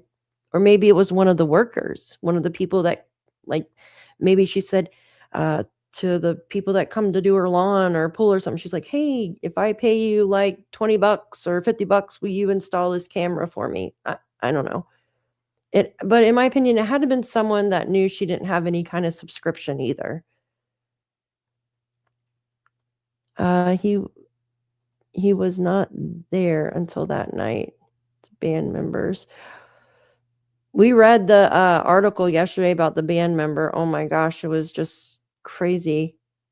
He said that they were all hiding in their house. They thought that they were going to get swatted. Oh, it was so sad. He became a deputy for El Paso Sheriff's Department 1985, I think. Therefore, this clown has some contacts, leverage, respect. It's something, I'll tell you. Both pictures, it was dark, so could have been sleep and not heard it. Yeah.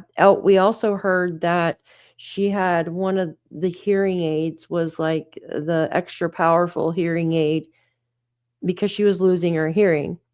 So that tells us that she might not even have heard the alert on her phone. She might not even have heard them come inside until they were right up on her. You know what I mean? And if it was somebody that was robbing her home, like I said before, they probably could have got in to her home, right? Unless they broke a window or something like that. They probably could have got into her home and took whatever they wanted and got out without her even knowing. Just my thoughts. But this person had one thing in mind, and that was getting her. They didn't grab anything else, nothing else that we're told of, right?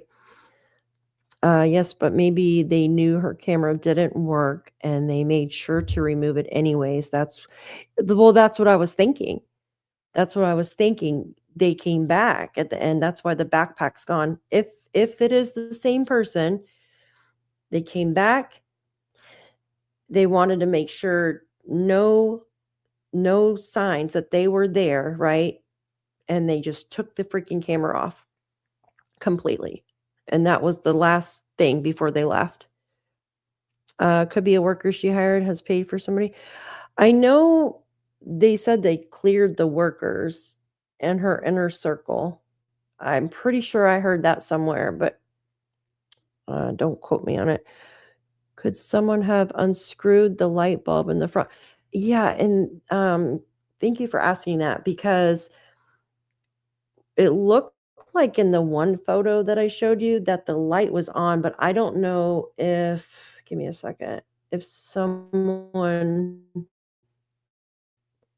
doctored this. Give me a sec. They lightened up the photo because I didn't see any kind of photo like this, but it looks like the light's on, right? So that's strange. Doesn't it look like the light's on there? I don't know. And we don't know what color clothes he was wearing either. I found this on friends of the family's Facebook page, this actual photo. Nancy was hard of hearing, and if she was without her hearing aids, I don't think she would. Yeah, I don't think so either. Think about it. Why would they mess with the front door? Why would they mess with the front door if they had another way in? Right? Do you think they were trying to get in? Well, obviously, because we could see his hand moving around the door knob. So if it was a different day, it must have been close because the video would have been permanent. Yes. Oh, very smart Canadian girl. If it was a different day, it must have been close. Exactly. I agree with that. Well, if none of it went to the cloud, they must have been able to scrub around the same day or close. Absolutely. I agree with that. I did not think of that. That's a good idea. Yes, Daphne, that is why they did it. And then the full moon night, wasn't it? So the driver could drive without. That is very smart, Michelle. That is very smart. I didn't think about that. Maybe that's why they did it on that night, because it was a full moon and they didn't have to use the headlights when they got in the neighborhood. They could actually see, because when it's a full moon out, I mean, you could see a lot. Like it was a full moon yesterday or a couple days ago. I walk outside, I can see everything. And it's pitch black where I live at night. There's no street lights or nothing. Like I said, but when it's a full moon out or close to, everything's illuminated out here. Like I could see deer and everything walking down the road. It's pretty crazy. That's a good idea. I didn't even think about that. Maybe that's why they did it that night, so they could drive with no lights in the neighborhood. Here, let's see what's going on the live. I really hope that those people aren't there anymore with the weird photo op. 1 second. Give me a second. I'm going to add this here.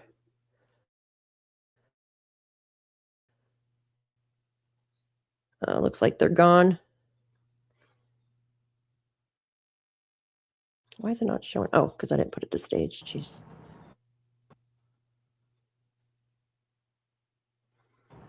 Yeah, it looks like the weird people are gone. The photo op people.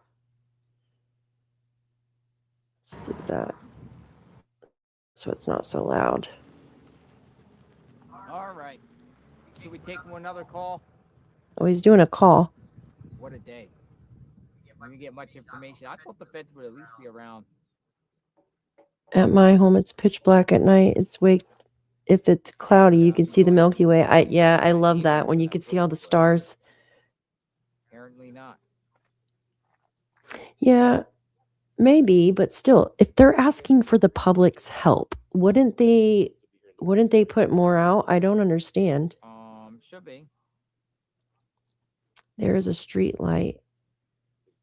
Oh, yeah. Sometimes I wish we had street lights, but then I'm like, oh, I don't want the light going through my window.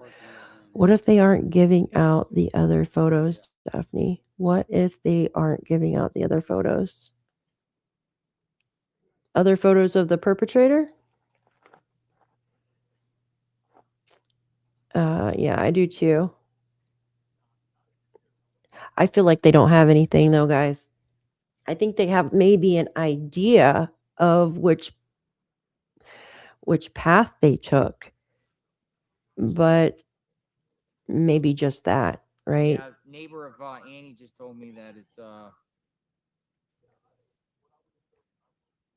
What did he say? black SUV just parked there with a camera tripod sitting in front of his SUV.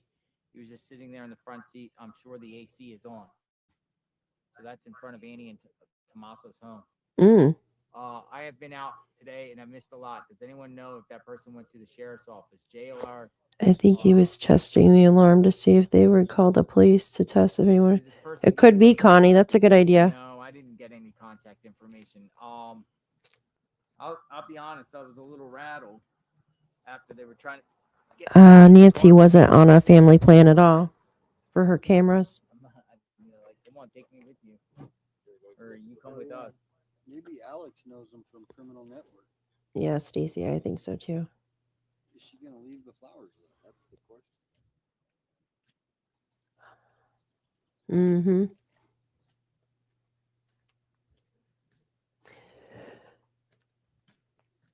What is up with these people? I think that's ridiculous.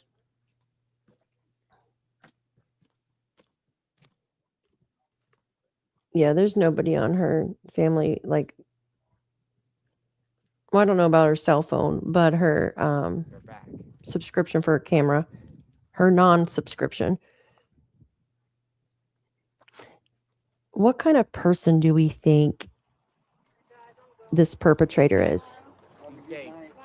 Do we think this perpetrator is prior military or police? Or do we think it's just a regular criminal? Send it to me and I'll definitely watch. Yeah, baffled. I'm with you.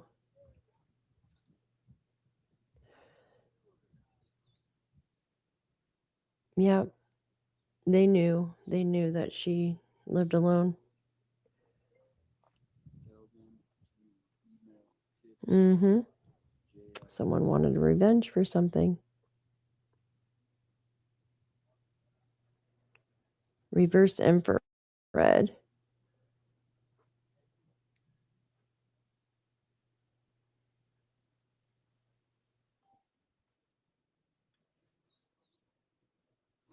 JLR was there when this happened. The guy kept going by Nancy's house, driving really slow, and he reeked of weed. Like, who would do that? Who would keep doing that?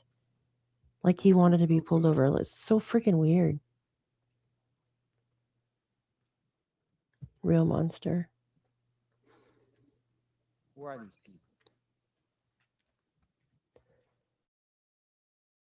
Who are they? They don't want to do interviews. They don't want to say what channel they're with. Mm-hmm. They don't even want to. Who goes there and does a freaking photo shoot? I'll grab that for me. May, yeah, I seen that. I did see that.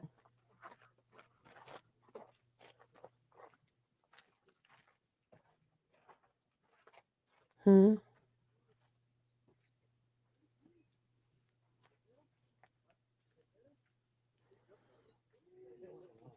No one steals anybody's grandma. This was planned. This was planned. What happened there? The porch light had illumination lines around it, even if the photo was lit. Yeah, but it looked like the light was on in that one.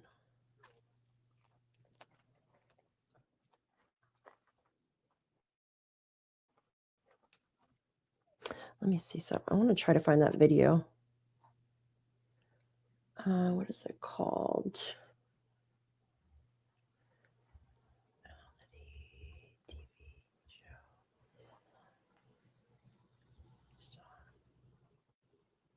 Okay.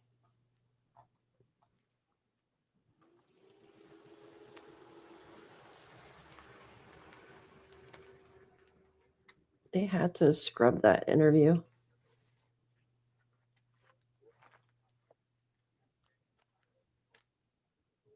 What?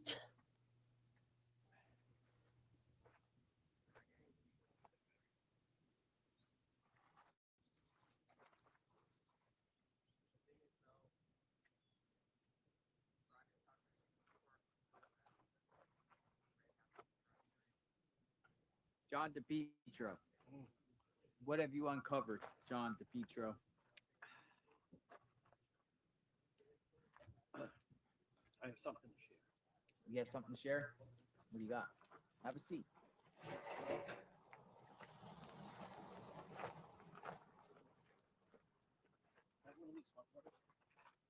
You don't have to ask. You can have whatever you want. It's all for us. Oh yeah. I'll spin the camera. Here we go. They don't tip over. Oh my God, I want to read this to you guys. Hey, look, we're pretty close. Yes. John DePietro. I want to come back to what you and I talked about earlier. Mm-hmm. Which was Savannah saying somebody knows. Savannah says somebody knows. Yep. And it is odd this many days that there's been different cases I've covered that they start united, but then somebody panics and says this thing got like so far out from what we thought it was going to be, and it, you know, then they go and try to save themselves. But I think that this is odd that someone would know unless it is a lone wolf who, for whatever reason, targeted Nancy, targeted the Guthrie family. And like we talked about, those types of individuals can be very difficult to catch. So maybe it's so, I think it's disturbing because there's no money motive. It wasn't a robbery, wasn't an argument. You know. Well, we don't know that. Ransom. Well, then they're terrible kidnappers. I think if that was the case, then there would have been, but unless they made a half-ass attempt and then somehow wasn't taken seriously, or they didn't know how to send it. So maybe the plan was to try to do a ransom, but I don't. I think something that people need to understand is how, and it's impossible to miss, it's how the attitude of the officials has changed. I mean, you had President Trump in Air Force One saying there's going to be a resolution here. Solution. And that was 2 weeks ago.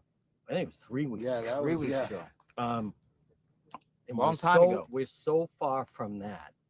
And then, you know, we think of, there was just this excitement of, you know, all the forces are coming in, cavalry's in town, Kash Patel came to town.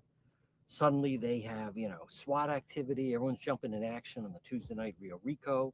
We were at the hospital. They thought, you know, they'd gotten Nancy with a chopper in the desert. Think how long ago that was.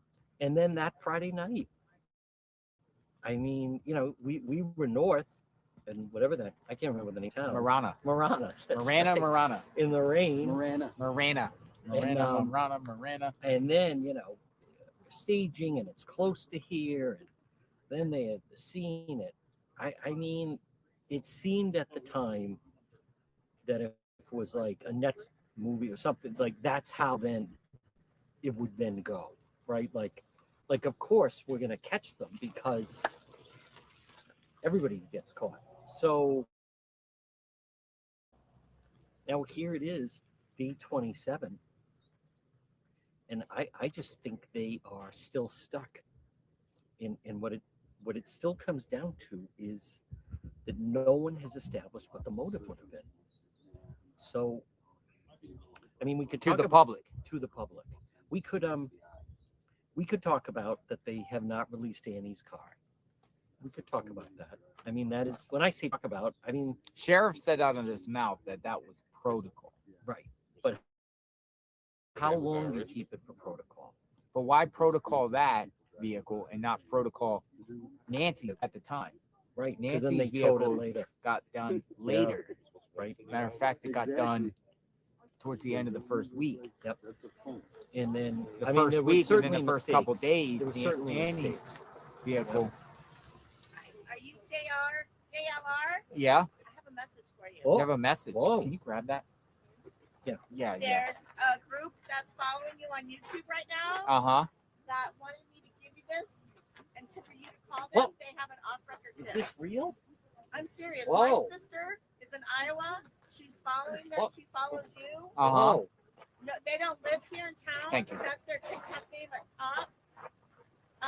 And they've been trying to get a hold of you on your YouTube channel, Whoa. but they can't. Whoa. Did they send this tip to law enforcement? Whoa. I don't know. Whoa. They just asked me if I would deliver you that I'm not the message. gatekeeper of anything, but I will reach out Yeah, that's their phone number. off the record. The sheriff tip. wants to talk to you. Nah, I was just playing. Hey, Tucson girl, I have a weird question. Have you ever heard, I know you live there. Have you ever heard of the Splinter? Hold on, let me get, it's there in Tucson. Give me a second. The Splinter Collective. Hi, honey. It's called the Splinter Collective. It's a nonprofit group that Annie runs. It's like her art and stuff. And they do like performances there. When I saw the two people actually come up for the photo shoot, that's what I thought about. I want to see if you know. Here, I'll turn the volume back on this. And Who did this? They came to you, and then Newsweek has run with the story. Do you know They that have. story is actually now international? Well, it is because they contacted Did you the see your sheriff picture in the office. Tokyo Yeah, Times? I have. Yes. Which But one? but Tokyo any Times. tips? who was in it? I don't think Picture of anyone. him in Let me the just Tokyo let me Times. just say I don't encourage anybody to just come to a journalist to give a tip or streamer or whatever. Go to law enforcement immediately. A lot of Like if people you are have, afraid to if go you to the see police. something, say something. Yeah, and they are. See, my But message what would they be is, afraid of when? I tell my followers, come to me. Do not go to the police. Mhm. I would But a say lot go. of- I would say go. I would say No. because You what I've should also contact been them, but hearing they're not though. going to the police. Well, some people have been calling the FBI. The FBI has been keeping these people on hold for 30, 40, 50. all right, I'm going to show you. It's Annie's. So I'm going to show you. Give me a second. Let me pull it up. Okay. Give me 1 second. I showed it for just a brief second in the beginning. Give me a minute. So this is off of, I'll give you the address. Hold on. I'll give you the address. Let me remove JLR for a sec. Stop that. I'll give you the address. So it's like an art place. This is it right here. It looks like that. And let me give you, hold on 1 second. I'll pull up the address real quick. They have a YouTube channel as well. I don't really want to show it on here because there's some, hold on. It's,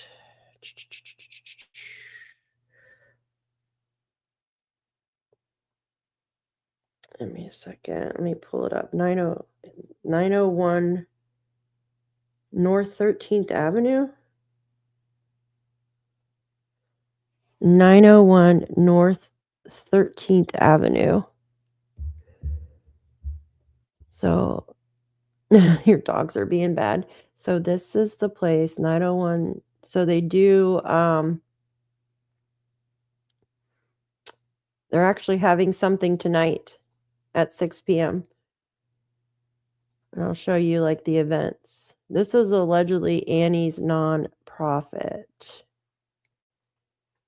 I'll drive there tomorrow with my car. Doors on, doors locked just in case. Yeah, go check it out. Let me know.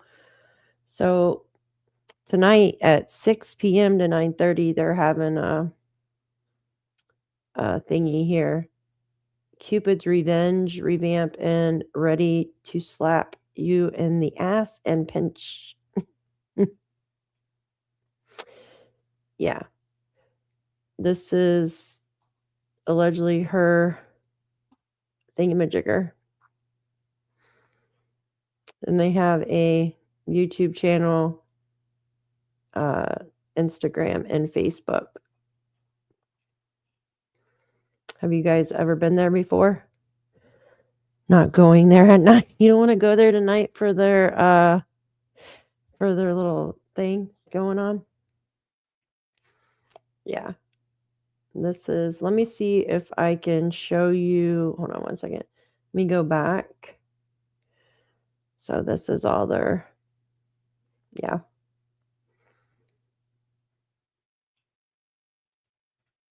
So they have concerts, bands, and stuff like that.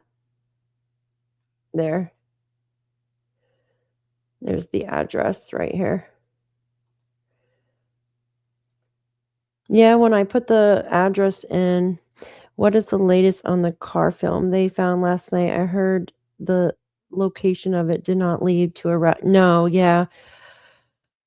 I thought you drove it last night on Google. Yeah, I showed it on Google Maps earlier too. You know, I feel like it was just somebody maybe or people coming home from the bar or something that night. I mean, it's right after 2 a.m., but I could be wrong. I could absolutely be wrong. Yeah, Tinky. That's what a lot of it is. Give me a second. I want to read this to you real quick. Realtor, this is so weird. I didn't know realtor.com put this shit out. Check this. So this is kind of interesting. You know, realtor.com puts a thing out. I didn't know they did that. But I was going to read this to you guys. So actually, is there a video? All right here. And it tells more detail than I think we've heard. So it says harrowing new images and video taken at the home of Savannah Guthrie's missing mother, Nancy, indicated that a security camera may have been removed, which we already know, from the exterior of the Arizona dwelling, while also revealing what appears to be blood on the tiles outside the front door, which it is. A video of the home's front door, which was posted on News Nation from Brian Enton, also shows a bracket mounted to the doorway, which appears to have once held a Ring doorbell, which is now a Nest doorbell camera, had been left empty. It says some new stuff in here, so I want to go over that. So we're going to go through photos published by multiple news outlets also show spots of blood in the entryway of the home. And then it says Nancy, 84, was reported missing around 11 a.m. local time, February 1st, or around 13 hours after she was dropped off at the property by her daughter, Annie. So this one says she was dropped off by Annie following a family dinner when she failed to turn up at her usual church service on Sunday. It says Annie and her husband, Tommaso, are reported to have met with local officials and FBI agents at their home on February 3rd as authorities continue their investigation, according to page 6. It is understood that Savannah was also in attendance during that meeting. It goes on to say the Pima County Sheriff's Office told TMZ on Wednesday that Wednesday morning that no suspects have been identified in the case, which they've had detained some, but no suspects. But they are continuing to meet with anyone who might have information. We have not identified a suspect or a persons of interest in this case. The statement read, detectives continue to speak with anyone who may have contact with Miss Guthrie. We are also waiting for forensic details. Let's see. Let's play this real quick. For your help. Our dear friend, Savannah Guthrie, who for years has given her heart and soul to the viewers of the Today Show, is looking for her mom, Nancy Guthrie. Police unfortunately tell us this is not a case of someone who has wandered Tucson off. girl. They have seen what they believe is evidence of a crime in her home. That's all we have to go on. If you know Savannah, then you know her mom. Because she raised her through some very tough times. Savannah has shared that it was her mother who taught her the power of prayer, the types of prayers that make you get on your knees and pray for God's protection. Savannah and her family need your prayers tonight. They also need your help. So tonight we're asking, if you've seen Nancy, if you know what happened to her, please contact police in Tucson. Their number is 520-351-4900. I find that, hi Andrea, good to see you. Long time no see, hon. Yeah, so I find it strange. Is Annie, I think they're Catholic, right? So it says in an interview aired on the Today Show, Pima County Chris Nanos said that he remains hopeful that Nancy is still alive, telling NBC's Liz Kruitz, we have nothing else to go on but the belief that she is here. So this was early on. Okay, and then it says she's present, she's alive, and we want to save her, is what the family said. At a media briefing held on February 3rd, Nanos refused to discuss details about the evidence found at the property, although he did note that his department was attempting to retrieve video footage from his home security camera. He admitted that no major breakthroughs had yet been made in the case, but stated that his team is working around the clock to locate Nancy and bring her home. Her life is in jeopardy.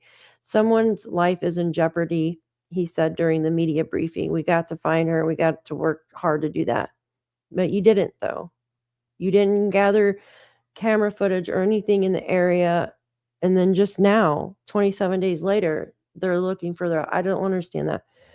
Nanas refused to elaborate on reports that Nancy's pacemaker stopped syncing with her Apple phone and watch during the early hours of morning of February 1st, nor would he confirm sources' claims that blood was discovered in her home.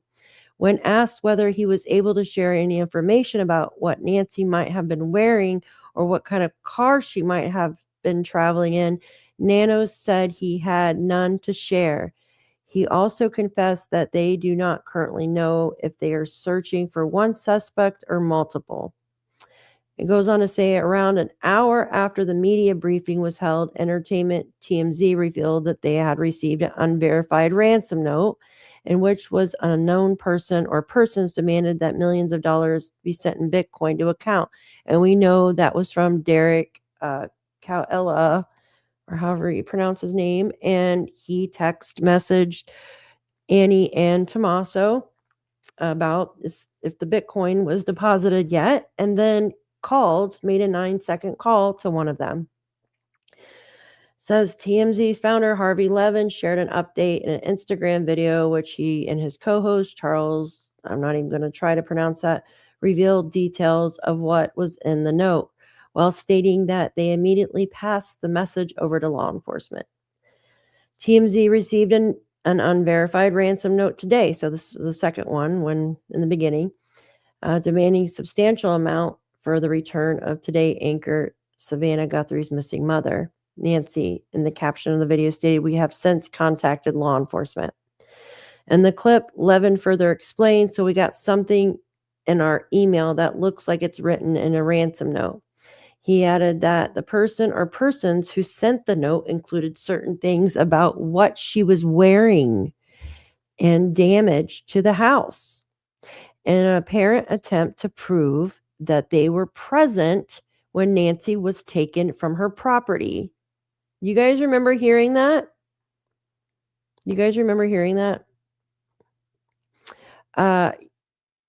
Yes, I agree. Perps look for vacant houses for sale to break into. Did someone scope out the house near her and notice she lives alone? Could be. But what about the other people? Isn't there other people? Remember in the beginning we heard of a neighbor and that lives alone, another neighbor that lives alone too. I swear I heard that. No, I haven't heard of this either, guys. Vacant houses more than likely wouldn't have anything worth stealing.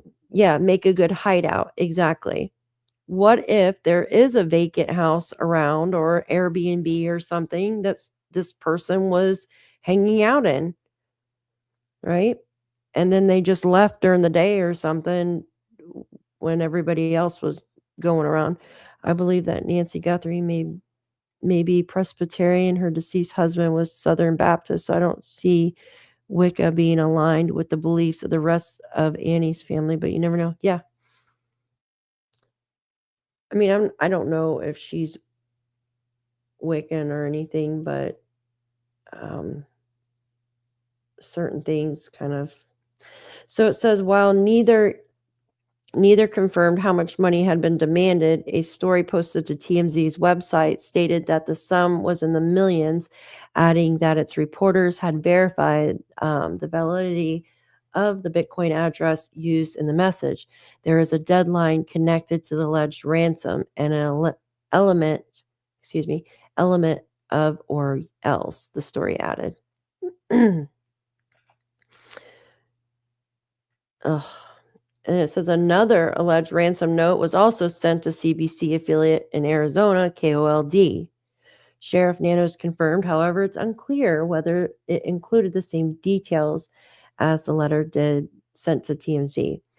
Authorities have now confirmed they are investigating the unverified ransom notes, but have yet to confirm whether they believe any messages to be legitimate. Nanos told CBS News that he cannot share details about the contents of the notes, revealing it is like any piece of evidence. You give it to us, you give us the lead, we're going to look at every aspect of that lead.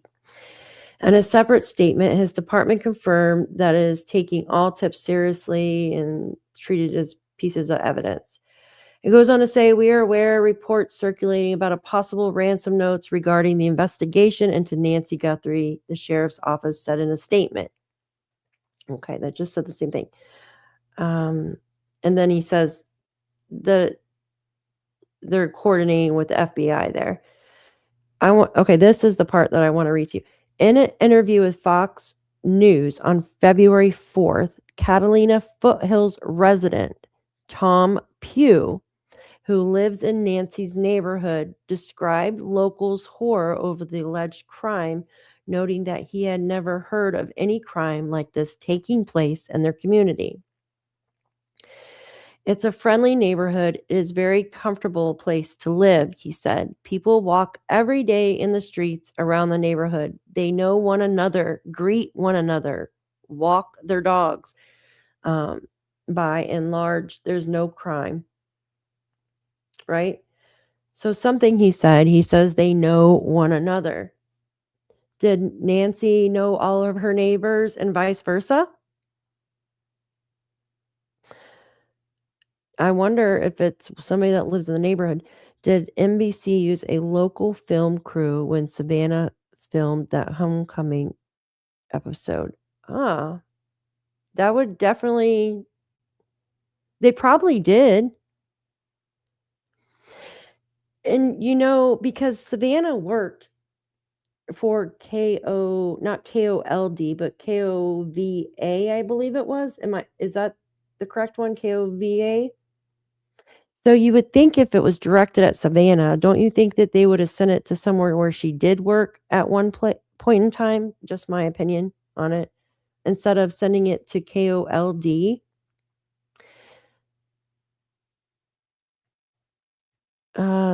That's true. My part of the foothills has lots of dog walkers, many people walking daily. Yeah, that's usually how any, like normal neighborhood is. People are walking their dogs, and usually a lot of people know their neighbors. Like, I mean, I live in a where it's not, houses aren't close by. But like, I know my surrounding neighbors, right? And usually in neighborhoods like where she lives, there's an HOA. Usually a lot of people know each other.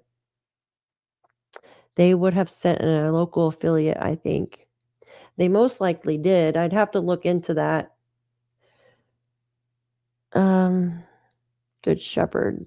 Yes, correct. She is. Yes, Savannah's Church is the Good Shepherd in Manhattan.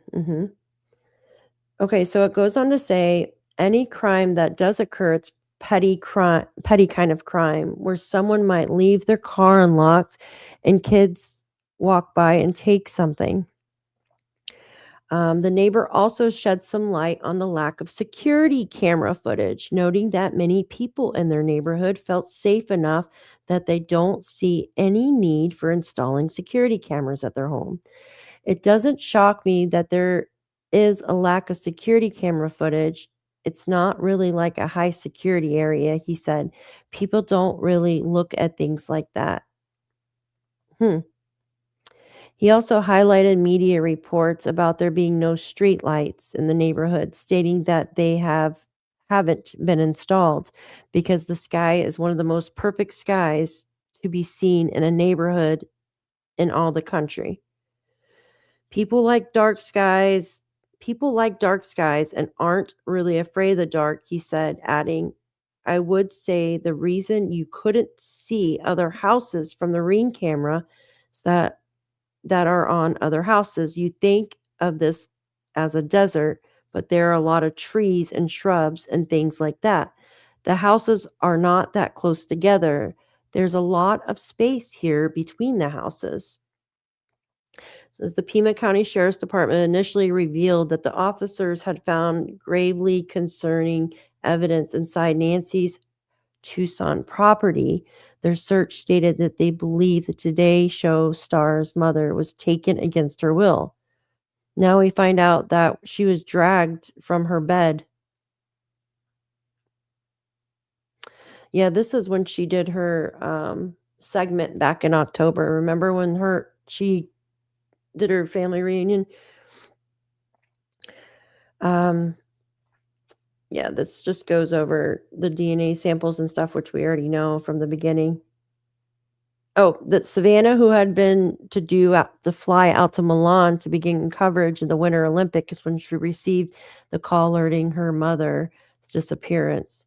And also, I want to say too, so I know there was some rumors going around that Savannah was going back to work, but then I saw something today saying that she hasn't made that decision yet. So I don't know which news put that out, but I saw one earlier that she hasn't made the decision just as yet, you guys. All right. I didn't know realtor.com actually put out articles like that. Many of us hike to Sabina Canyon at night to enjoy the dark skies, although the neighborhoods are dark, but the canyons are amazing. It sounds beautiful. It's beautiful when you live up in the mountains and it's pitch black and you can see all the stars. It's like that here when it's not cloudy. When it's not cloudy, it's just gorgeous. Hi, Joyce. Good to see you. Good to see you. Some simply wanted Nancy's assets because they needed money. You know, I always had that feeling, and I still feel that way. Too chicken for that? Yeah. What about all those coyotes in the beginning at Annie's house? That was creepy, right? So the searching mothers of Sonora are looking for Nancy Guthrie in Arizona and Mexico and said officials aren't doing enough to find the missing 84-year-old. Oh, there was a new post here. But, guys, will this ever be solved? Do you think this case will ever be solved? You're back. I know. I can't believe I've been on for 2 hours. That's freaking crazy. I'm just going to see if anything else has happened here. And then if not, I'm probably going to get off because I can't believe I've been on here for 2 hours. Let's see here. Let's see if anything else is going on. Oh, you're a hero. 6 years.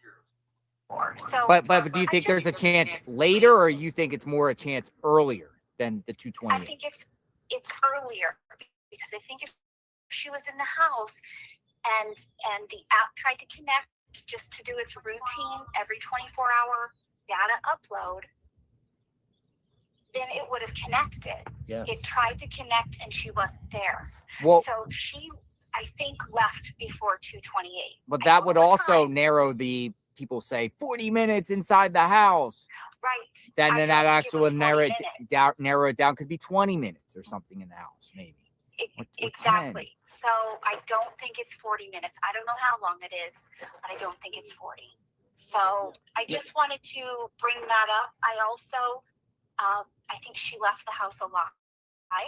And I think that based on the blood spatter pattern, I know there's been other nurses that have called in about that. My take on it is that if you look at the pattern of the blood droplets on the front porch, it very much looks like a nose or a mouth bleed. There's a small pattern. There's a small pattern about the size of a baseball or a softball. That's a very tiny blood pattern, blood spatter pattern. That is a cough.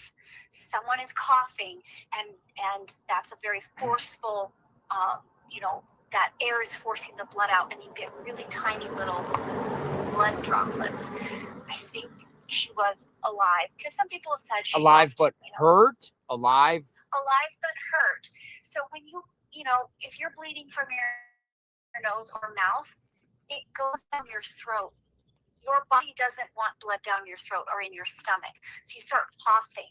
Sometimes people throw up if they get blood in their stomach. It looks like there's a cough there. So I feel confident she left the house alive. And Steph, I want to make sure I understand. Let's step away from the Nest Cam picture in the front, okay? If it just most likely was connecting to the app at 2:18 about there every morning, it's very possible the last time it had connected was early Saturday morning at 2:18. Something could have happened after that, and then the next time it goes to connect at 2:18 on Sunday morning, it's not connecting. But we're right? Is that correct? Yeah, that one. Okay. So if you have a pacemaker and everything's hunky-dory and I'm not having any abnormal heart rhythms, that data only uploads every 24 hours to the cardiologist, just as a routine review. The only other time it's going to upload outside of that 24 is if you have an event. Your heart rate is out of range. And some alert goes off. Rhythm. Then it's going to want to connect to that app as soon as possible. So you have routine uploads and you have event uploads. This 228 connection that was missed, to me, seems like a routine upload. But what about if she sustained an injury that sent an alert? It could. But because it's within that 1 to 3 a.m. time frame, I think it was a missed upload. Or it could be an attempt for an event, a recorded event. Say her heart rate jumped up very high, which could be completely reasonable. The pacemaker will want to send information. Interesting. It could happen, but I think it's a routine upload that it couldn't connect. Now, Steph, do you know, Nurse Stephanie, if you had a patient in distress, would that register with the app? For instance, it tries to. If you had someone having a heart attack, if someone was having a heart attack, would that register or try to with the app? No.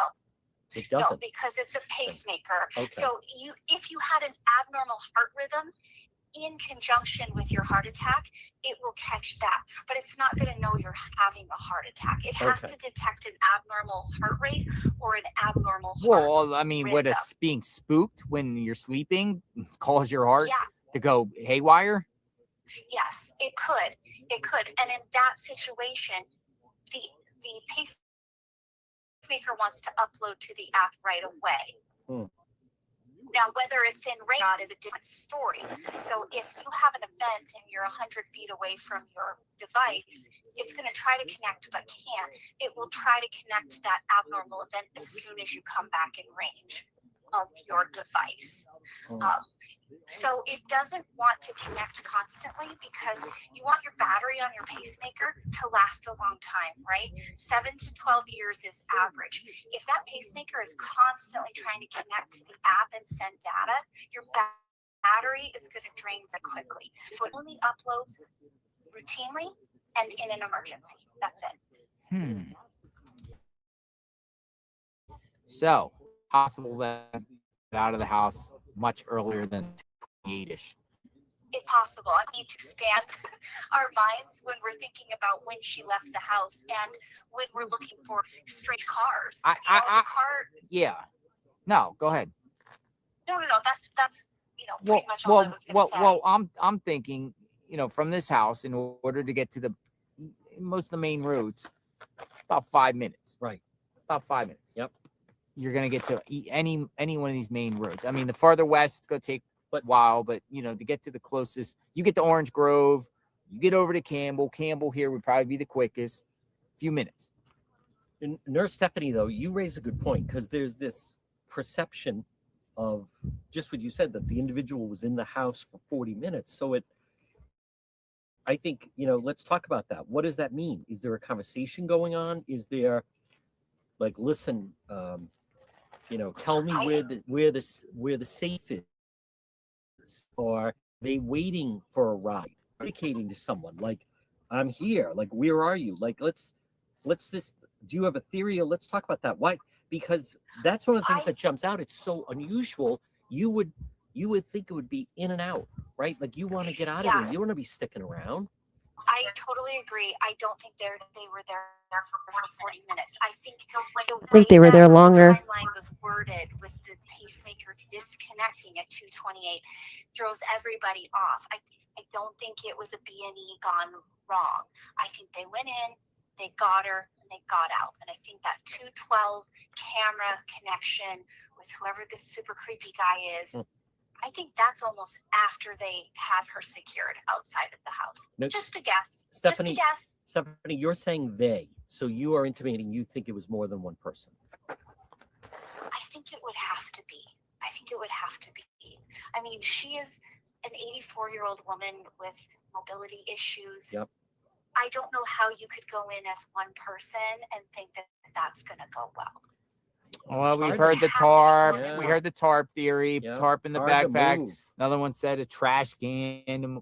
Put some money in a trash can. A wheelbarrow. Wheelbarrow, golf cart. We've heard other things that a single person can do, but one person. I mean, no. Listen, easy, right? Easy. Think about it. You're on a mission, right? You're paid. You're paid to do a job, right? Either you paid 2 people, you paid 3 people, you paid 1 person. She's 84 years old. One man in his 30s and 40s, even 50s, can overpower an 84-year-old woman, right? You're in there to do a job. You've been paid. You're going to go in, right? You have your blueprints. The person who paid you tells you, this is what you're going to do. And this is how you're going to get out, yada, yada, yada. You go in, you grab the person you're getting, right? I think it's a tarp in the backpack. So they take the tarp out, right? They probably restrain her somehow. I heard the phone was turned off. That's why it disconnected, right? Her phone and her watch were turned off. Now, that I'm pretty sure the sheriff said that in the beginning, or one of these news outlets or something said it. So they take her, they restrain her somehow or whatnot, and they probably put the tarp around her and carry her out. Now, I did have a thought that maybe they were trying to make some deal with her, right? If the person was paid, they went in, they said, hey, you need to change your will around, or you need to make some changes to assets, or whatever the person was paid to do. They tried to, talk to her to get some changes made while she was detained, and she wouldn't agree with it. So they took her. Or there could have been an accident while they were trying to take her, right? But think about it. One man could do this. I mean, if you have someone 30s, 40s, 50s even, that someone can overpower an 84-year-old woman. She didn't even hear them coming, probably. Right? The Stephanie, I think she's a nurse. Yeah. Thank you, Grace, for your super chat. Hi, good to see you. Thank you so much for being here. But you just got to use common sense, right? This person, why I think they're paid is because they're stumping everybody. It could be a medical professional, but it has to be somebody that's done this before. They are stumping the sheriff, the FBI.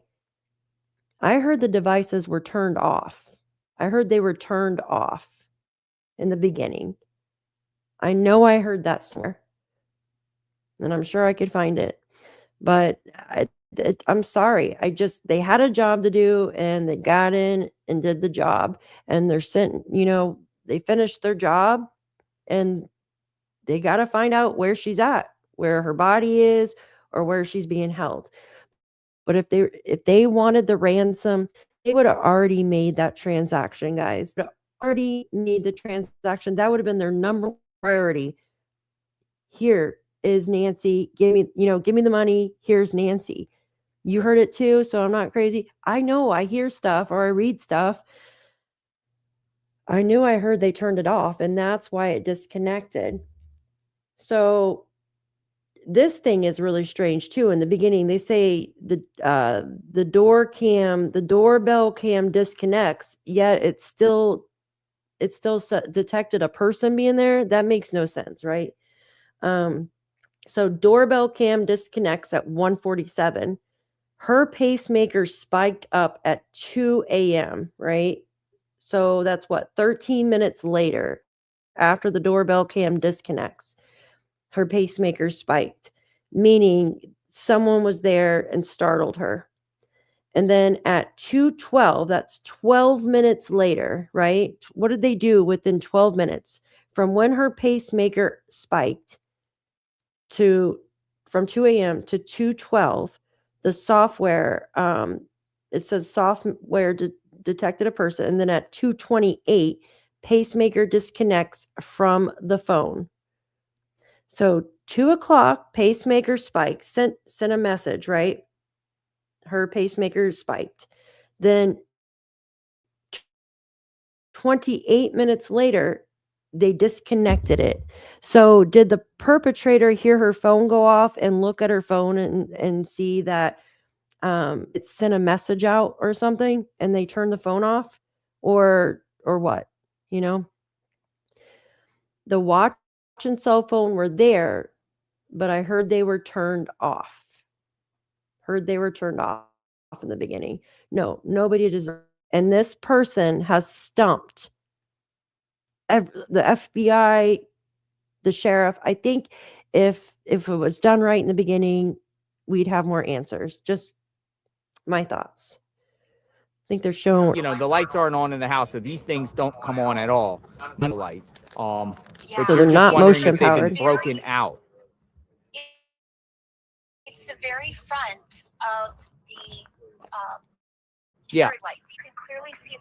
You think it's broken. It looks broken to me. I would have to. What I can do is I can ask one of these journalists with one of these zoom in cameras to take a picture for me.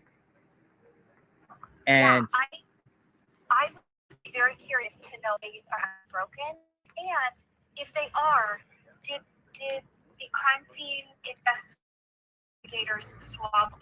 To me, that seems like somebody casing, and they're. I'm going to. So I gotta bust it out. You see the two lights? One man can absolutely carry her. Absolutely. We got a New York Post reporter here with a good camera, so I can maybe ask. Huh? You don't think so? But they could have been replaced. We're unscrewed. No, I really like the Morgan King. I think someone would have seen somebody go in the there's nothing garage going with on, but I her. need a favor here. Can you zoom in on the camera, these two lights, and see if they're broken? Yeah, we got. I think he was staying close by, in my opinion, find this out. or parked in behind her. Odd that someone that has See such the two type house would have lights broken out there? Can you zoom in and see if there's any cracks on the front or if they're broken in any way? I thought I had a picture of the front of her If house. they're looking intact. Oh, I gotta show you guys something weird. I totally forgot. He's looking now. Okay. Yeah. Thank you. It's been driving me. Yeah, and you mentioned it, and I wanted No, to. it's a good one there, Stephanie. They look intact. They're very. All right, they're intact. That's a great camera. You got a good Okay, camera. well, at Thank you. least we know now. Yeah. Thank you. But Yeah. we don't know, were they replaced by the handyman that was here? Or maybe the bulb was out. Yeah. Maybe the bulbs are out. Maybe. I just was thinking, do you think looking at the bulbs out, help them with cover of night as they're trying to over out of the house? Yeah. What the hell was I But if looking they're at? intact, they're intact. So it was just a thought. We're here. Look at this. You see? I know. We clean up our mess when we're done, though. We always clean up our mess. We take the trash out. We, clean everything up when we leave.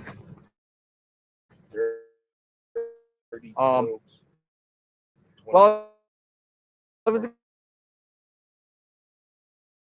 good conversation. Calling me. Mhm.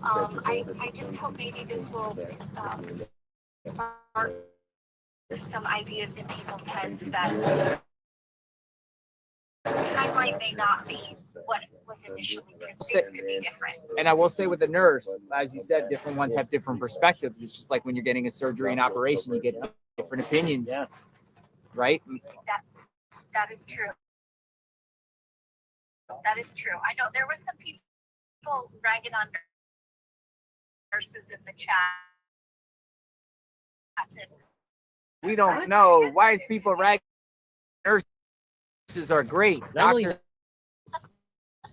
Nurse Stephanie, you interact with first responders, so nurses mention small details that can. yeah, I'm practitioner. We do try to pay attention to the little things. So thank you so much for the insight, Nurse Steph. Yeah. Thank you. Excellent. well, thank you, and thank you for what you guys are doing. I really appreciate it. I am following along and often. Not at all. What I'm saying, we're going to get answers. This, the media out here that continues to cover, people come out, we're going to get answers. This, the media out here that continues to cover, people come out, set the record straight. Something's going to give here. And All right, I gotta take you guys somewhere real quick. You was talking about showing. Yes, Ash, give me a second. It takes my Google Earth just a minute to load the screen. That's what I was trying to do. Give me a sec. I want to show you something really quick. So for me to do this, because it takes so much energy for me to show Google Earth on here. Give me a second. I want to show you something. So this was November 2025. This is right here, right? This is Nancy's house. Right? We got her house right back here. I thought this was weird, you guys. So if you go too far up, you can't, it'll disappear. Let's see if it's still there. Now, if I go too far up, you can't see it. It looks like, what does that look like to you guys? It's just a random SUV parked on the side of the road right here. Do you see this? I don't know. It's the same color as the Range Rover.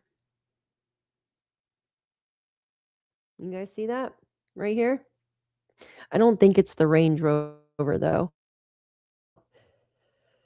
But they're just parked on the side of the road, which I thought was strange. Now, I don't know if I can. This is in November. So this would have been a couple months before she disappeared. A couple months. So, well, November, like this is November, late November, I believe it is. Where's the date? Well, on my phone, it says late November, but on here, it just says November 2025, right? And she went missing February 1st, 2026. Could someone had been casing out the home and just like parked on the side of the road up here? I just thought that was weird, right? It's probably nothing, but just something I noticed. If you go up a little bit, it disappears because Google's camera, right? See, it disappears. But they were parked right here. I'm going to show you. They're parked right here. You could see their tire marks. See? Right here is where they were parked. Right through here. It's where they were parked. Right on the side. Tire marks. That's where this car was just parked. You think that's weird? Those houses, yes, that's what I was saying. Those houses, I was getting ready to show you that. These houses right here all have long driveways. Okay, Jen. They all have long driveways. That's not their driveway. So why the hell is this car parked right here, right? I mean, it might be a DoorDash person. Oh, they've fogged out their house, so you can't see their house, but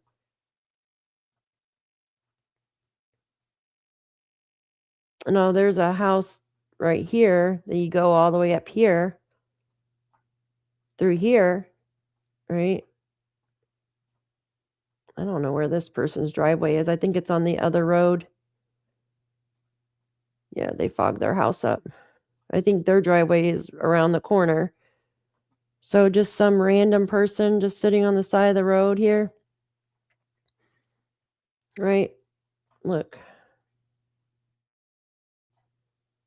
Like a bear footprint or something. I don't know. I just thought it was strange. Now, if you go to the aerial view, it has like a truck or something fogged out. You can see where the dirt is coming up on the ground. So now if I back up some, if I can go backwards here. Oh, you can see where people have been parked over here too. There's like even like a wet spot looking type thing where someone, oh, look at the tire tracks there. Look. Look, so if I go back and then I turn around, the car's there. Oh, I didn't go back far enough. Hold on. I got to go back more. Give me a second. So this this long driveway goes all the way up here. So could someone have been casing out the place? Okay, so there's our neighbor right there. Remember they got the security camera footage off this neighbor's house right here. I think this is our gym show guy. That's our gym show person.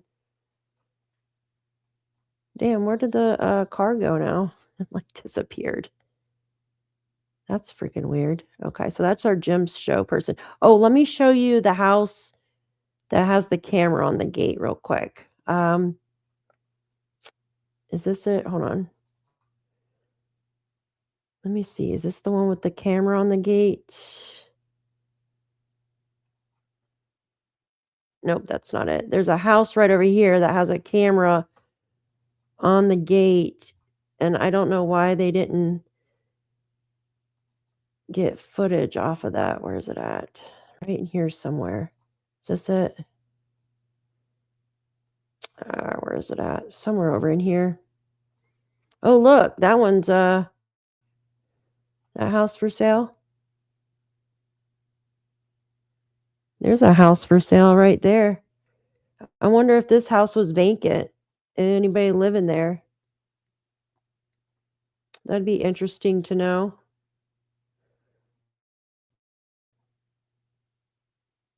That would definitely be interesting to know. Because what if the perpetrator was staying there? Yeah, I heard there was a house that the news rented while they were there a couple weeks ago or something, that they rented it for a week, but I don't know which house it is. I wonder if it's that one. I just Googled and military use left foot. He might be, May. He might be. I hate to think that someone in the military would do, or ex-military or something would do something like that, though, you know. But the way he was walking it's got a certain walk to him, you know. Yeah. But I thought that car was strange, you guys. So you could see it here, but when the Google car gets up on it, it disappears. See, that's not Annie and Tommaso's vehicle, is it? Yeah, the sheriff said there was no forced entry, though, guys. No forced entry. So, yeah, true, Tinky. Like the one guy, Travis Decker, is definitely something to look into. Kelly's like, that's exactly my house. All right, let me get rid of Google Earth because it's sucking my energy down. And I'm probably going to get off here. I've been on here for like almost 3 hours now. But I just thought it was interesting. You guys could go to Google Earth on your phone and look. If you look at the aerial footage, you can see another like vehicle, but they fogged it out. We noticed it the other day on here too. You sure they have a white car? Because I have a picture of it and it looks silver. Look.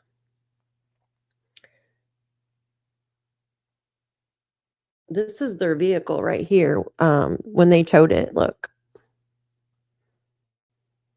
It looks silver to you or black or something. That's supposedly their vehicle.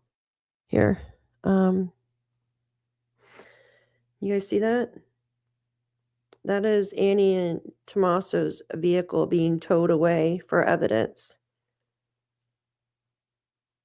Yeah, Tucson girl, I think so. They were there to do a job. So, wow. I'm sure it's beautiful. Yeah. I couldn't live on the West Coast. I like I don't know, East Coast too much. It could be silver. It looks like a darker colored car, like it looks like the one parked on Google Earth that I just showed you. I don't know. It's supposedly a blue Honda CR-V. Is that what their vehicle is? No freaking way. Are you serious? The photo is too blurry. Let me see if I can find some footage and see if I can get a better clip of it. This case, gut feeling that someone paid him. I've always felt like that from the beginning. It's definitely someone, in my opinion, that's professional. Definitely. They were paid to do a job, and that's what they did. It's really sad.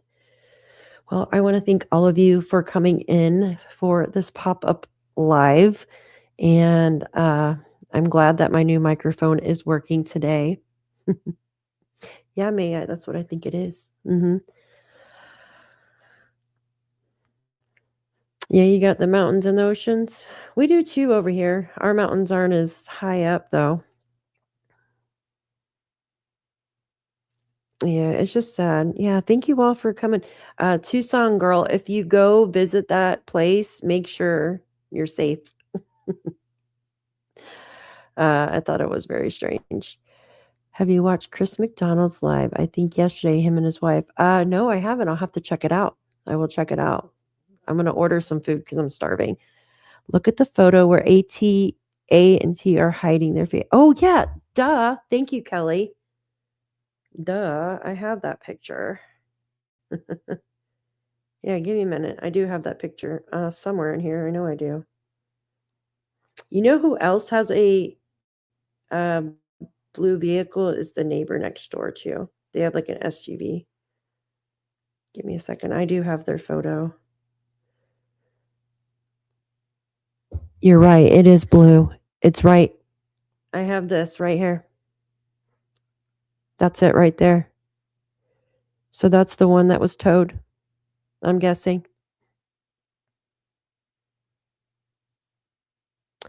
Oh my God, May. That is scary. That is scary, May.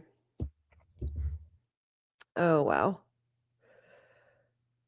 Honda, yeah. Tommaso's car. Thank you, guys. Thank you, Leslie. It's good to see all of you. I agree. Well, it's very nice to see all of you. I didn't realize it was a CRV. Yeah, same, Jen. I haven't either. Yeah, good night, Baffled. Yep, hugs, Kel.